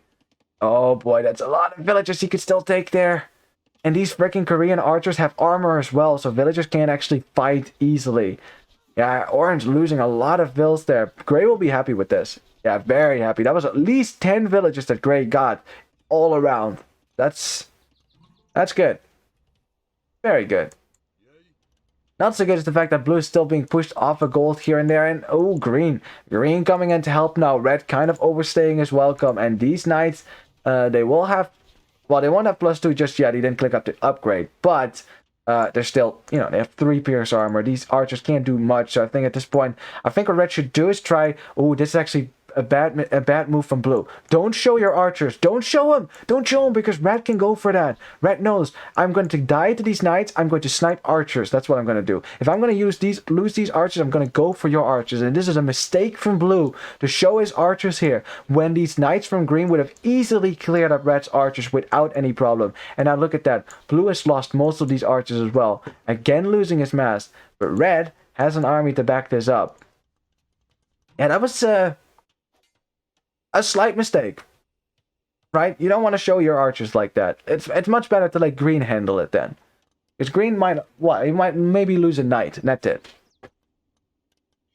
Well, I like that teal sent some camels here just to make sure that he knows who is on this site, right? Also means that purple can't just start gathering relics here, because the camels will make that very difficult. Is someone else going to try to get the relics? Looks like green might try to get the relics from here and walk his monks all the way to the middle. So, we'll see. Well, everyone has made it to Castellate except Orange, who has clicked up right now, but he's going to be a bit behind. So, it looks like Gray and Teal, if they want to, can probably go to the middle and take control of the gold on their side. As purple is sneaking a relic. Look at the sneaky monk, man. Look at this sneaky monk. There's a giant army over here that can easily kill all these bugs, and this monk is like, haha, I got it. And now we'll probably go for a conversion. Yep, that will be a conversion. Very nice. That's only one monk now. Now one conversion. Now your monks will have to hide. Yeah, hide them in a TC. Very nice. Yes, perfect. Perfect.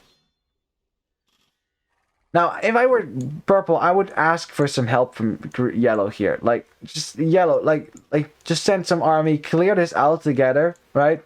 And then you can take control of the middle, because you know that green wants to take control of the middle as well. Like, this is a situation in which it's not just one team that wants the middle. Both teams want the middle here. And it might actually be a critical part of the game here, as yellow is sending in his camels. Purple and yellow looking to take a fight together. Gray is here with crossbows as well. Purple can dive on that right now, because blue and green are quite behind. This is actually possible. Red can defend for himself right now, as in the middle, yellow and purple are taking a fight that they need in order to take control of the middle. And purple and yellow have much more military on the field. Purple is going to try to get the crossbows. He doesn't want to fight the camels because that counters his knights.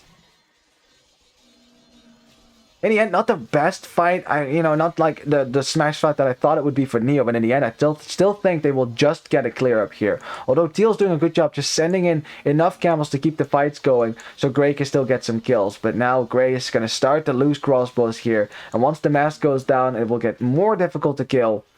And in the end, Purple is still getting his relics. He's still getting his relics. Orange and Purple are not getting hit right now, and Red, despite having a similar army to blue, he's fine here. He's fine. He got, yellow got the town center up. Red will be able to get a TC up as well. Yellow's here again. So after this fight in the middle, they will be fine here. And now orange is there to help. So yeah, purple doesn't need the help from his teammate anymore so much. Already 10 plus 5 on these freaking knights here. He's getting relics. He's getting all the relics. Oh, but now green joining the fight instead of green. And now yellow isn't here, so now suddenly it is orange and purple who are on the back foot. Oh my god. This is the first game on Kanagawa that I've seen this much determined fighting over the middle. And I mean the actual middle of the map, the stone. While orange making good use of the choke points here between the stone mines so that green can't really kill him.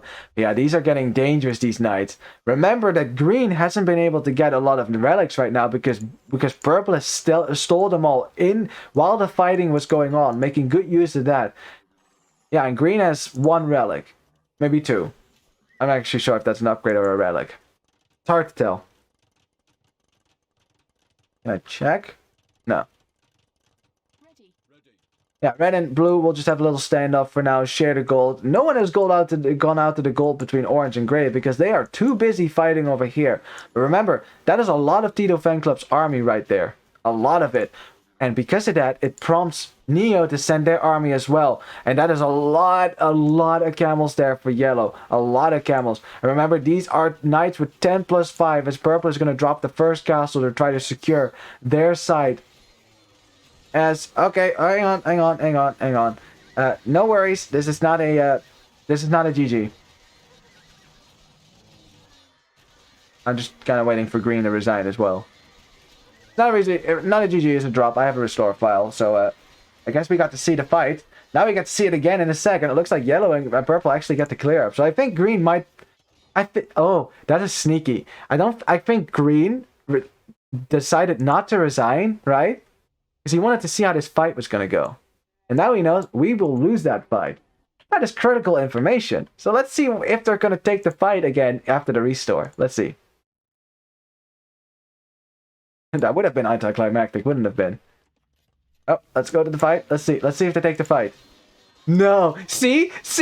There you go. That sneaky man. That sneaky person. Look at that. Look at that. See that? He knew that fight was going to be lost, so he withdrew his units there. That is... I don't know if you would call that cheating, but it is definitely using some knowledge you would normally not have, right? That's like if you could simulate battles before they happen and based on that take fights. I mean, it's critical that they did, though, because now green and teal, and gray, they still have their armies alive, right? Otherwise, they wouldn't... Otherwise, that army would be dead right now.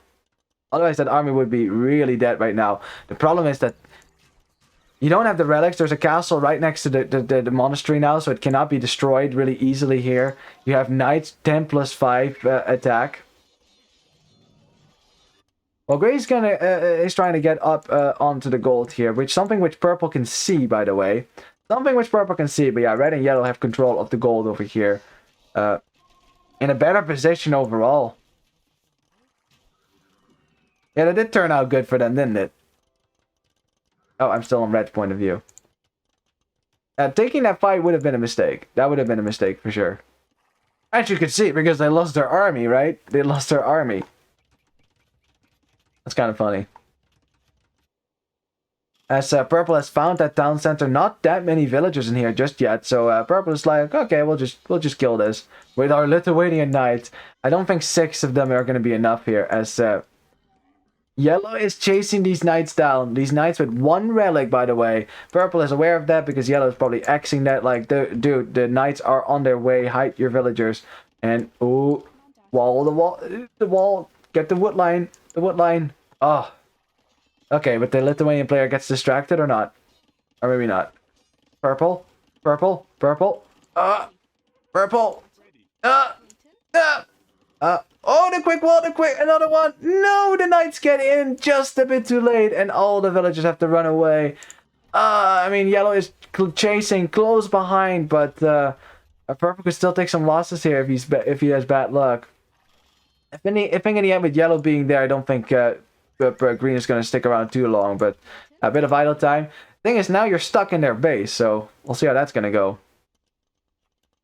Green also getting a castle up as well, so both Lithuanian players, they want the gold, and it's going to be about who gets up the imp first here can start trebbing the other down. That's the question.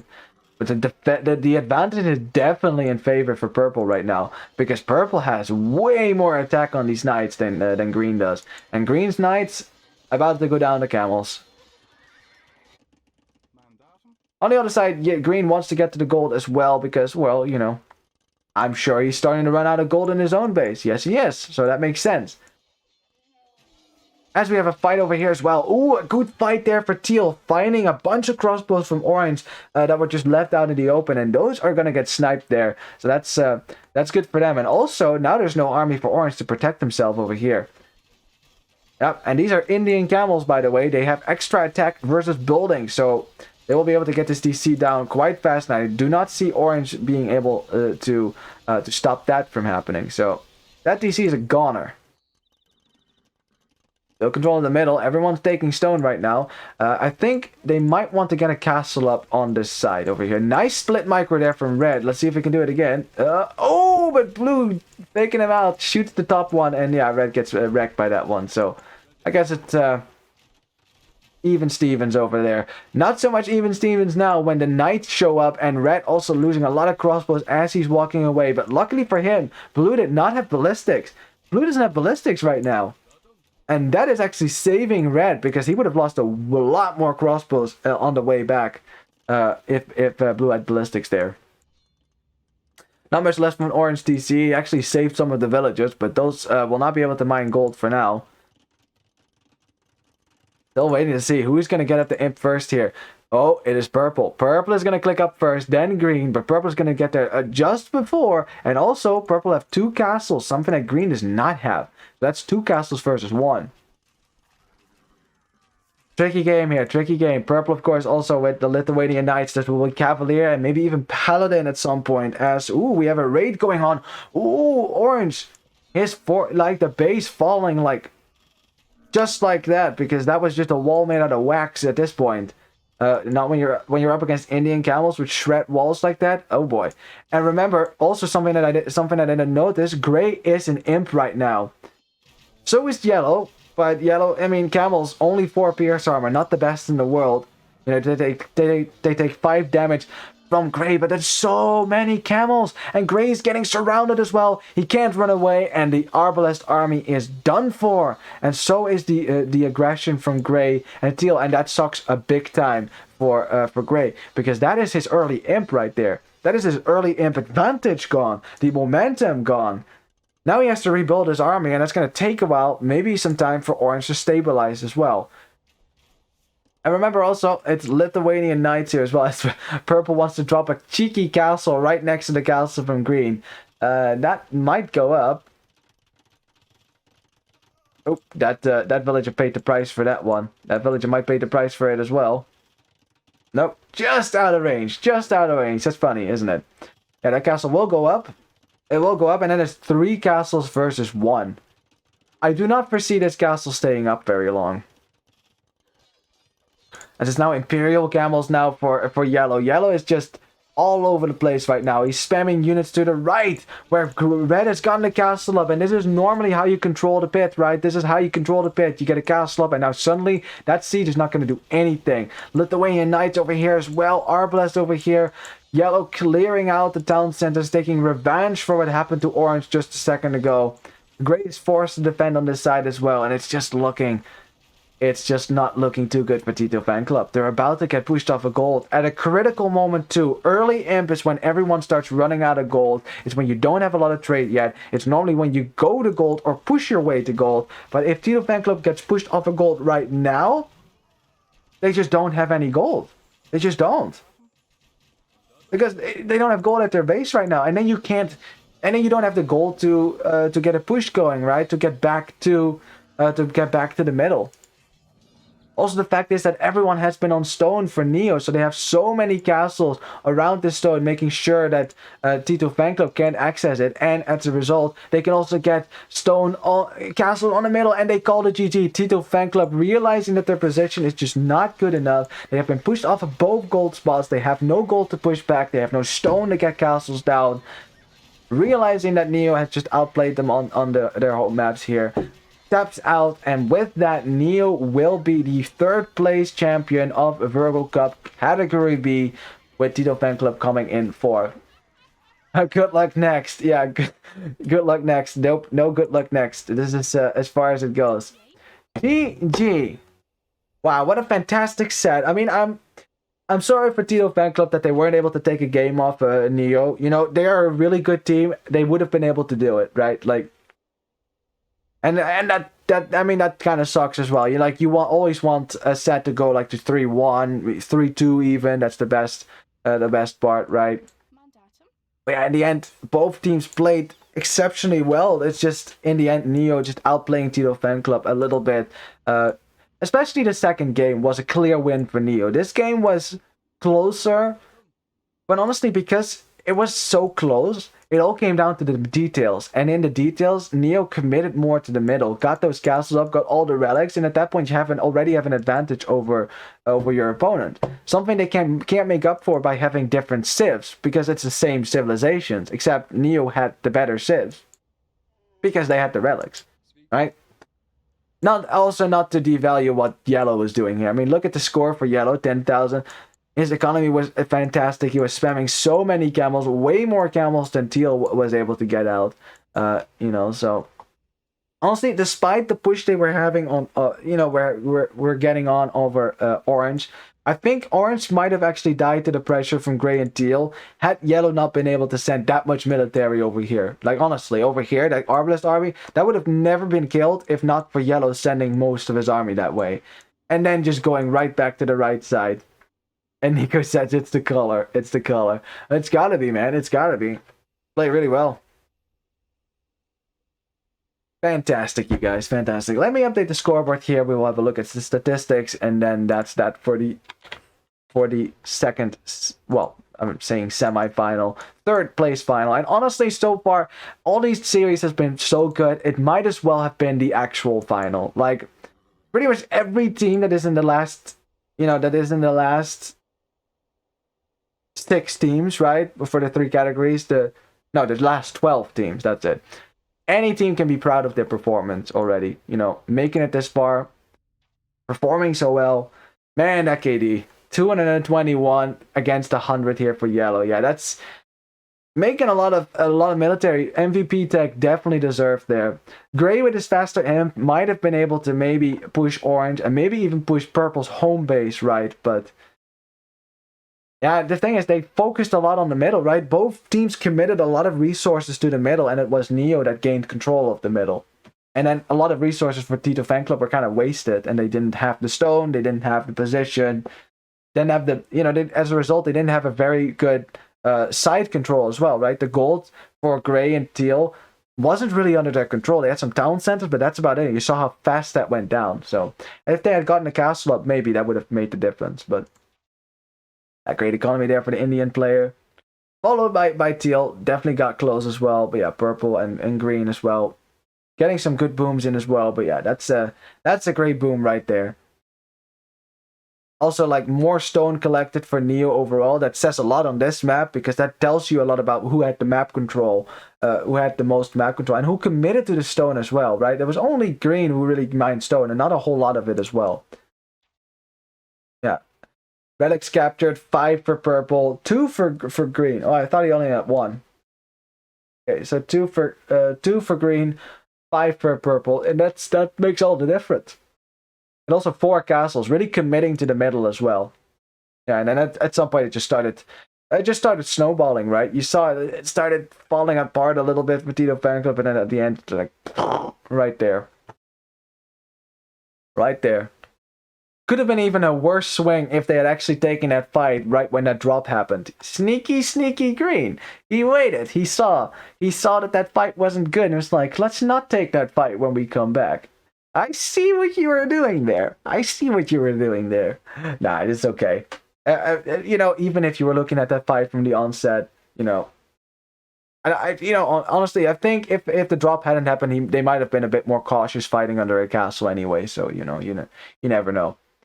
In any case, congratulations here to Ne0 for reaching the 3rd place. You can be proud of yourself, but so can TitoFanClub. Also, congratulations for reaching 4th. Like, there are no losers here, really, except the technical loser of the 3rd place final. But everyone's a winner in my book here, if you get this far. And that is not like oh, everyone gets a participation trophy, so everyone can feel good about themselves, which is kind of stupid, right? Because that diminishes the whole idea of getting trophies at all if everyone gets one. But when you get this close to the top 4, you know, honestly, be proud. The amount of teams that you had to go through in order to get here, that's an achievement at an sich. So GG.